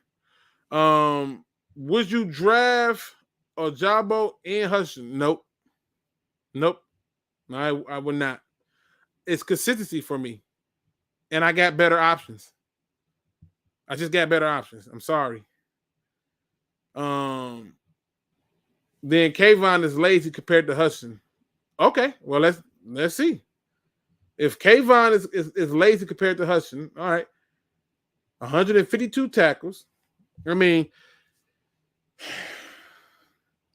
I don't even know how else I can break this down. Like I'm not even mad that y'all like the player. I'm not. I think that you are entitled to like the player. So this man in 4 seasons played 35 games, Aiden Hudson. And Kayvon in 3 seasons, has played 30. So he's got 5 more games.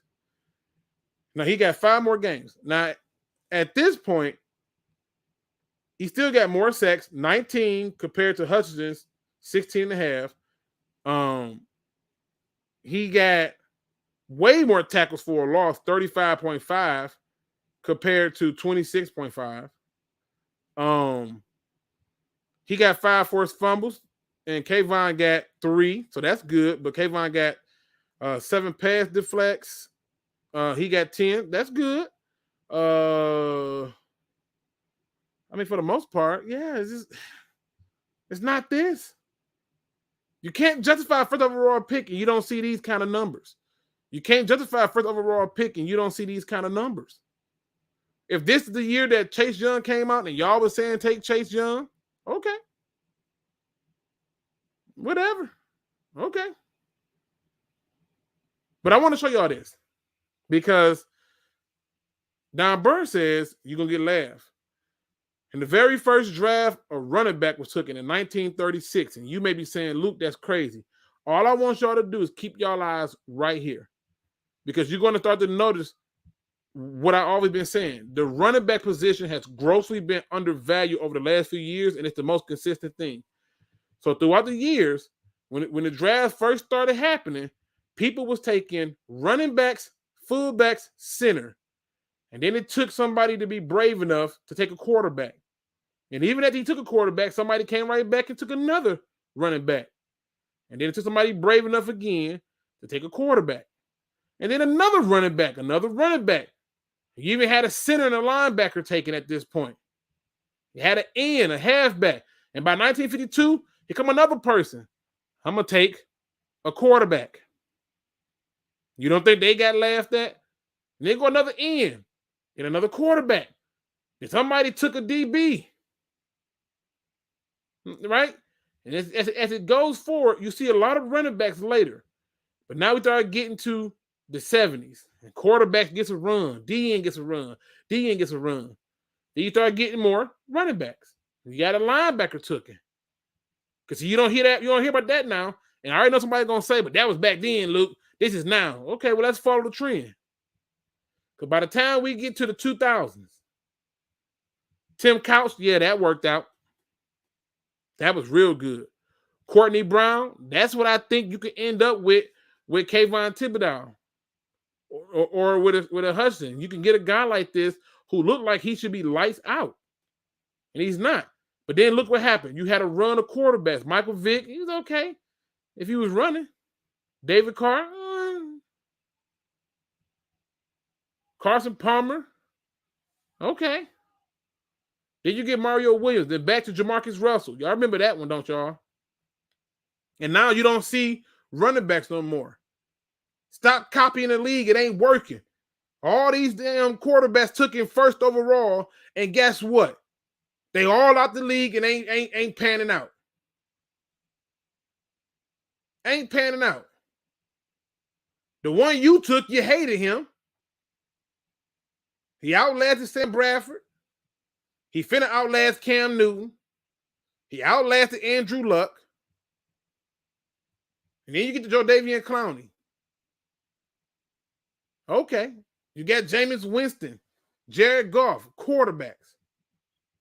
I don't care about the trend. Be different. Quit trying to be somebody else. If you sitting up there and you don't have a player that stands out to you right now, then you don't just force it. You don't just go out and take a guy because it's convenient. At one point in time, it was taboo to take anything outside of a running back or an end. And then you see a run. All I'm pointing out to you is this. The number one ideal thing, and I have repeated this over and over, but somehow it gets lost, is we need to trade that pick. Because the players that I want, I'm prepared to take first overall. What I'm not prepared to do is force a 4-3 DN into a 3-4. Not ready to do it. We've tried that. We took Calvin Noy, who's a 3-4 outside linebacker, and squeezed him into a 4-3. It didn't work. Don't make sense. Don't make sense. So that's all I'm putting out there to y'all. I'm not trying to get y'all to understand my way of thinking, but if you got to wait for a player to develop, you're taking a quarterback. He's the only player you should be willing to wait to develop. DN's transition is not as hard as cornerback. It's not as hard as quarterback. It's just not.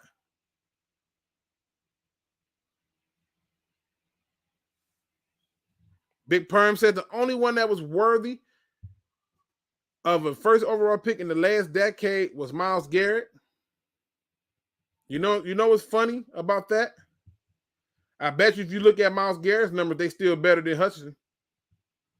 I bet you. I have not even looked at it. I'm just saying, you look at these people, and people want him because he's from Michigan. That's it. He ain't nowhere near an Ndamukong Suh. Nowhere near it.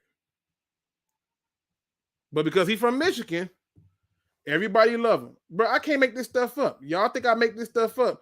Y'all talking about how much of a pass rusher he is, but all the best pass rushers that went first overall, I told you, they generally have a lot of tackles for a loss. Here we go again. Gotta show y'all the truth. Let's take a look.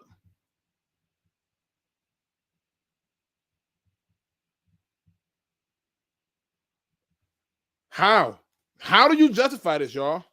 Seriously. How do you justify this? Consistency is what makes you great. How do you justify taking Aiden Hudson off of one season? Oh, because they finally beat Ohio State. Oh. Who can you compare his? Look at these stats, bro.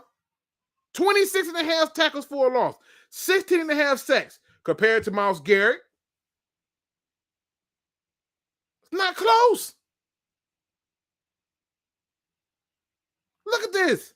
3 seasons of consistent pressure on the quarterback. Where's that at from Aiden Hutchinson? Please show me the consistency. Show me. Where is it compared to Jadeveon Clown? You know what? Let's take it a step further. Let's just go down and look at him. What about Mario Williams? A guy who was a workout warrior. His is probably better than Mario Williams. It might have been. I'm not even sure. But if it wasn't, that's even more proof why y'all should stop the Aiden Hutchinson talk. Now, if his stuff is not better than Mario Williams, bruh, stop playing with me. Stop playing with me. And you know how long it took, bruh. They the same. They the same people. Come on, people. Stop. Come on. Can we stop this? Can we stop this? Come on. Come on, man. Look.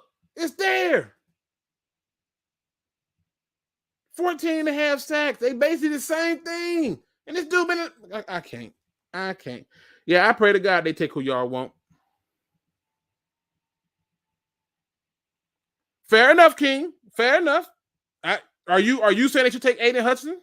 If you saying that, I'll bring you in. Make me feel better about it. I don't see it. Matter of fact, I'll send you the link. You want me to send it to Twitter? I'll send you the link. I do not see it. And I want to. I want to. Aiden Hutchinson is not a first overall talent. That's not what he is. That's not where he's supposed to be, in my opinion. And I think you're going to do yourself a disservice. He would never live up to the bill of a first overall pick. It'll never happen. I'm just putting it out there. that at this point, the Lions can't afford to go backwards and take a project first overall. I just don't see it. But I can send you the link. I can send you the link. Matter of fact, the link is already on the screen. You know, you just join and you know how this thing works. I'm just telling you, I don't see it. He said he's driving. I get it. I don't see it.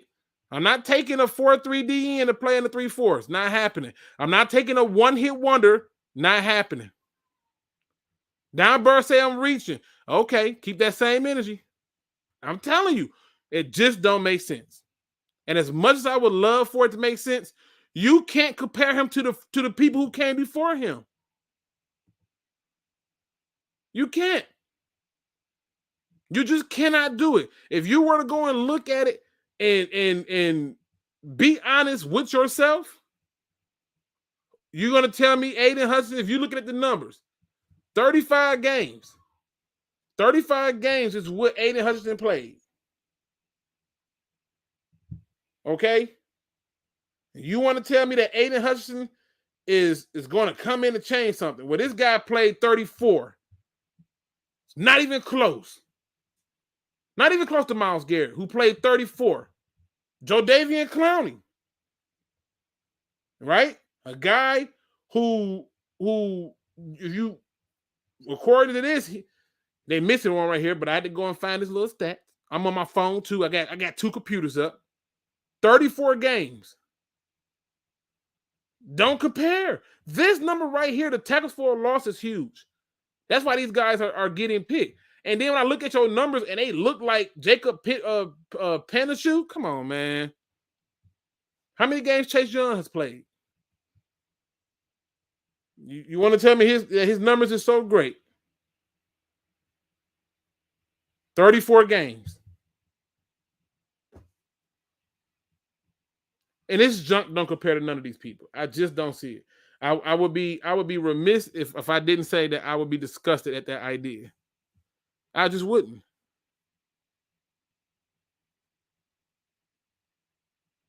And it says he would be pounding the table for him. They are twins in attitude, work ethic, and okay. And I think it'd be a mistake. You know, I think it'd be a mistake. Holy crap, Chase Young, 21. Yeah, I mean, the numbers don't add up. You talking about taking a guy first, man? Come on. Hutchinson is not any of those players. Comparing them is stupid. So who do you want me to compare him to? This is the other issue I've been running into for real, Hamden. Who do you compare him to? That's my thing. I don't know who else you can compare him to. My view is trade the pick.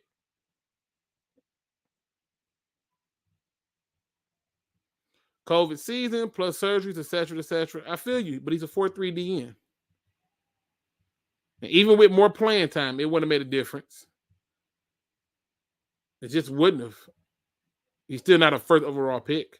But who does he compare to? That's my problem. Who would you compare him to? I've heard Allen. Can't be Allen. It cannot be Jared Allen. I looked at Jared Allen's college numbers. And Jared Allen had way better college numbers and less games. And still didn't go first overall. It is what it is. It says, wait, Luke, who did you say you're taking over Aiden again? George Karlaftis. I hope I said his name right. Yeah, you know what I'm saying? Like, hey, I hope I said his name right. It's hard. I don't know how to put out that. I botch names. Hutchinson reminds me of Vanderbosch. I'm not taking a Vanderbosch first overall. I'm not taking a Vanderbosch first overall. It's illogical. If you're taking best player available, that's fine. It ain't them DNs. It just ain't.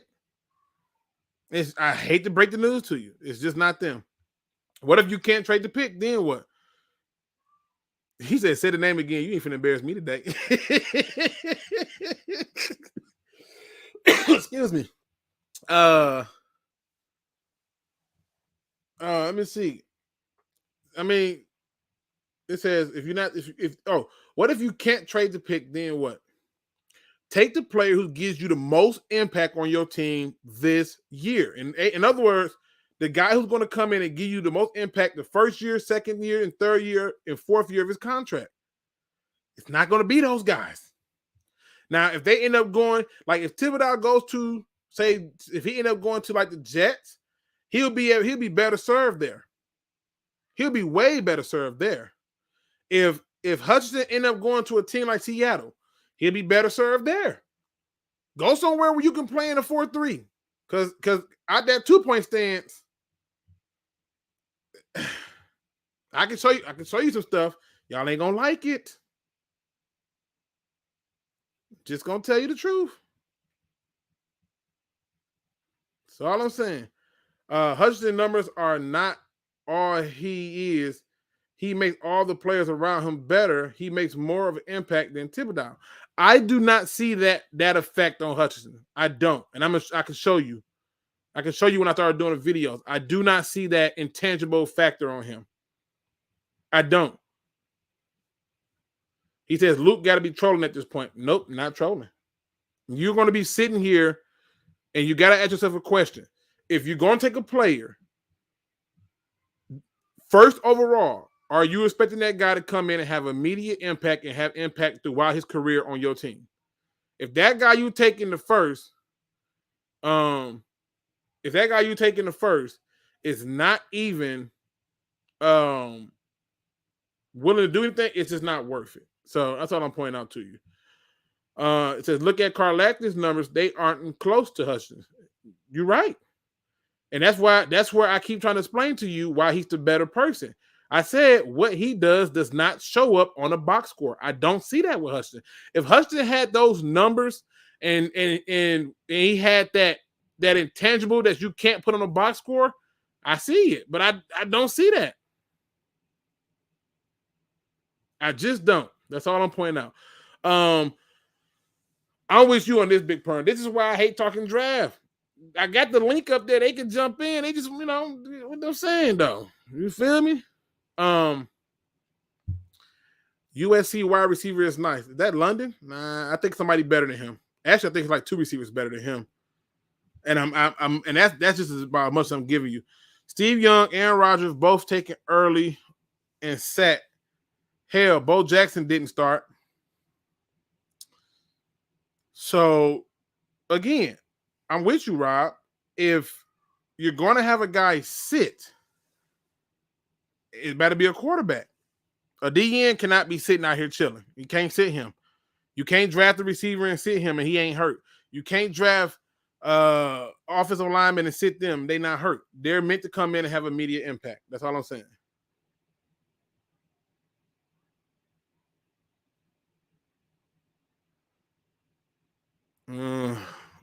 Don Burr, when you ready to talk, jump in. Jump in. I watched the film because y'all been talking about it for a while.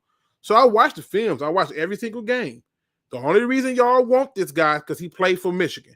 If this dude played at any other school, y'all would not be saying take him first overall. If he played at Eastern Michigan, or he played at Central Michigan, or he played at any other school, y'all would not be saying take him first. Stop it. Just pointing it out.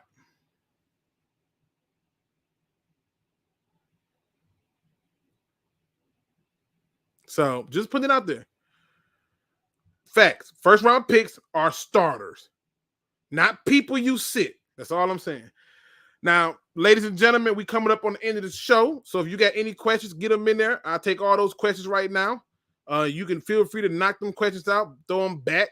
Anything pertaining to the Lions win, you want to ask a draft question, depending on what the question is, I may or may not answer it. may or may not answer it. But I'll give you a few to toss those questions in there, and I'll hit on as many as possible. Yeah, Yeah, receivers to me are dime a dozen. It's no way. So let's see. First question coming from Marcus Willis. So Luke, are you saying we should draft Matt Corral with the first pick? If I'm saying we should draft a quarterback if he got to sit and wait. If I got to sit and wait, take the quarterback. It don't even make sense. I'm not sitting and waiting on corners, or I'm not sitting and waiting on DNs who should come in and have immediate impact. I'm not doing this. I'm with you, Antonio Jenkins. Get in there. Put some truth to it to Luke for us. Come on. That's all draft in general, Don Bird. The link been up. I'll wait just for you. I give you a few minutes. Come on. Because it's not hard to watch tape. Especially when you know what to look for. Let's see. Michigan has nothing to do with it. I was on board with Thibodeau for the first half of the season. Hutchinson would be a starter. Yeah. Would he be an impact player like Ndamukong Suh from his first season to the last? Would he do that? No. He won't do that. Yeah, that Hutch talk before the season wasn't even around. Nobody bringing up Hutchinson. He just jumped up one good season. It's a good question. Where was that talk at? I'm with you, one funky Lion fan. Top 5 need to be standouts, not just starters. This is what I'm saying. I do not see that special player in the people that they want. It's a Michigan thing. I get it. Let me see. I don't believe Matt Corral is worth the number 1. However, I believe we will have a good career. Yeah, I mean, I'm not saying who to take at the quarterback, but if you're going to tell me I got to wait for him and take the quarterback, will we beat Denver if we can run the ball? We got to figure out how to stop their receivers. Take their receivers away and run the ball is how you can do it. I think we'd be all right. Hopefully, DeAndre Swift come back for that game. I'm praying he do. What wide receivers should we take in the late first round or second round? None. I don't want to see a receiver until round 4. I just don't. I think the receivers we got are getting open, and I think you still got a free agency. You can find a receiver in free agency. You don't have to go and spend a draft pick on one. This is going to be the draft that is basically building up your defense with heavy hitters. You're trying to get as much talent loaded up on the defense to where it's not even a problem. Where it's easy, work. One pride, guys blossom in college football probably faster than any other sport. So the Hutchinson talk is where it should be. Okay. How do you feel about Hamilton? Right now, he would be the best pick for the Detroit Lions. Right now.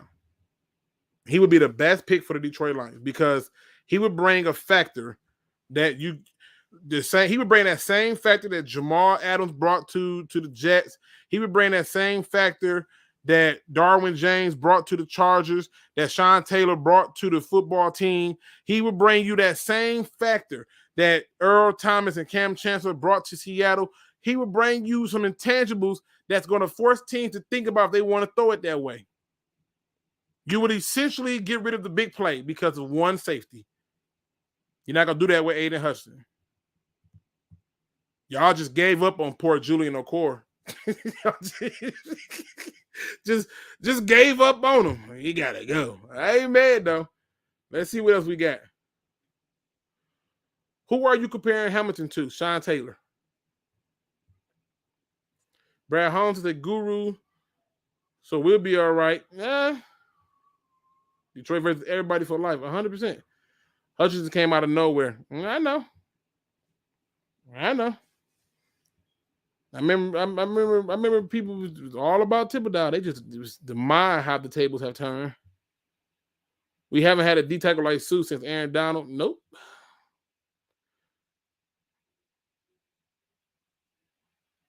Let me see. The Lions need to let the board come to them. When you picking first overall, you can't do nothing. The board already here. They already here. So, has Goff looked better with Dan calling plays? It's only been 2 full games for Goff. I think he does. I think he looks way better with Dan calling the plays because Dan is at least trying to protect him with the run. But I can't say what that looks like because with Anthony Lynn, I think he was battling with other heads about what he wanted to do. So it's hard to tell. Just said, Jones, you missed a lot. I'm finna get up out of here. All right, good people. I appreciate y'all for rocking with me, man. Giving me y'all time, coming in, coming out, talking stuff. Man, listen. Huh?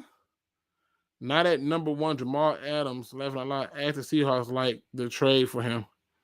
Yeah, he's on the second team. What are you talking about? He's on the second team. Did you see what he did for the freaking Jets? Are you serious right now? Tell me you joking. And you said my football IQ is off. Whoa. Ooh, that's a little scary. Real scary. I thought you knew better than that. I really did. Like I don't even know how you. Yeah, that's man. Okay, that was shocking right there. One funky Lion fan said I like the Sean Taylor comparisons. That's what he reminds me of. I think Cam Chancellor was a bigger hitter, but that's another story. All right, people, you know me. I cannot end a show on a negative note. Got to end it on a high note. FYI, this will be the last time I'm talking draft, so I hate to break the news to you until it's time to really talk draft. Y'all beat me into submission for a few days, and that's all y'all gonna get. If you come in here talk about Aiden Hutchinson, I'm just gonna be quiet. Aiden Hutchinson is the Heisman finalist. That's cute. You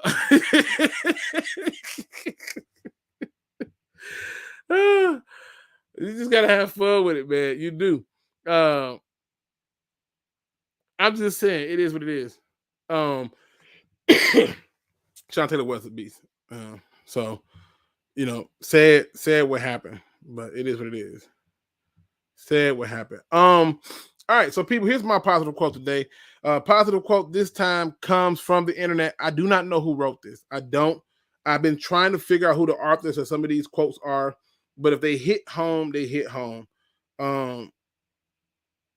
It just is what it is. But this one, I can tell you who posted it. The person who posted it was Lions Man, a super fan for the Detroit Lions. He says, you got to train your mind to be stronger than your emotions, or else you'll lose yourself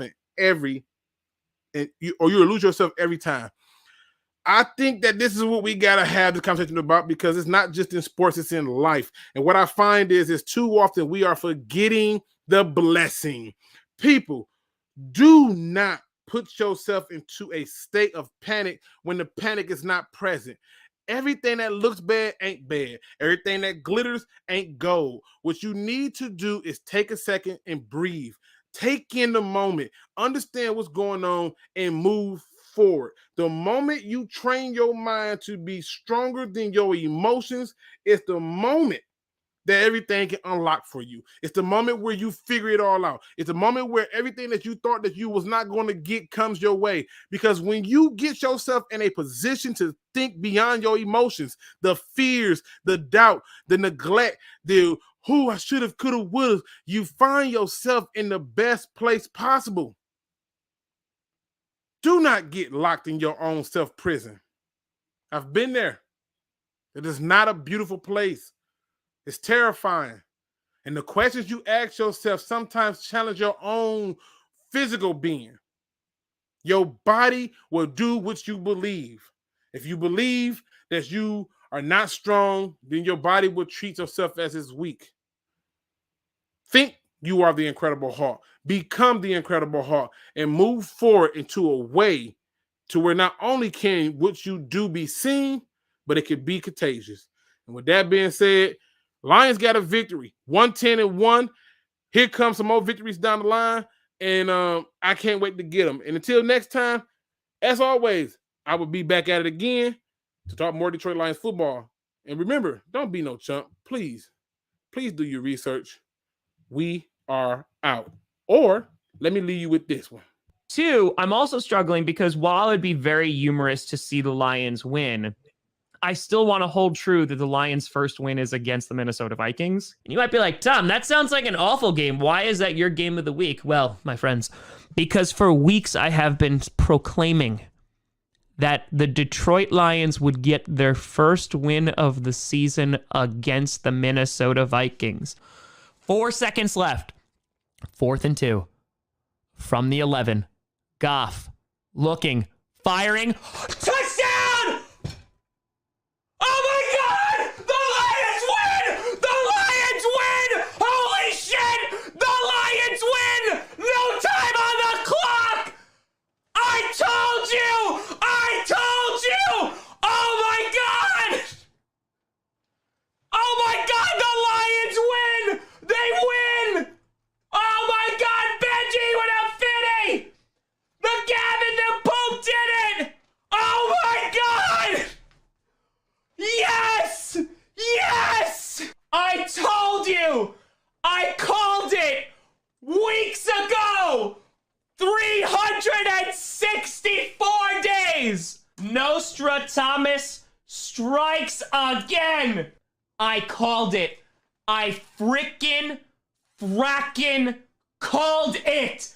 Pick up the damn phone! Cause I called it! Where's Calvin? Let's get him in here. Calvin! Get your ass in here, Calvin! Larold! Calvin! Tonight, you are champions!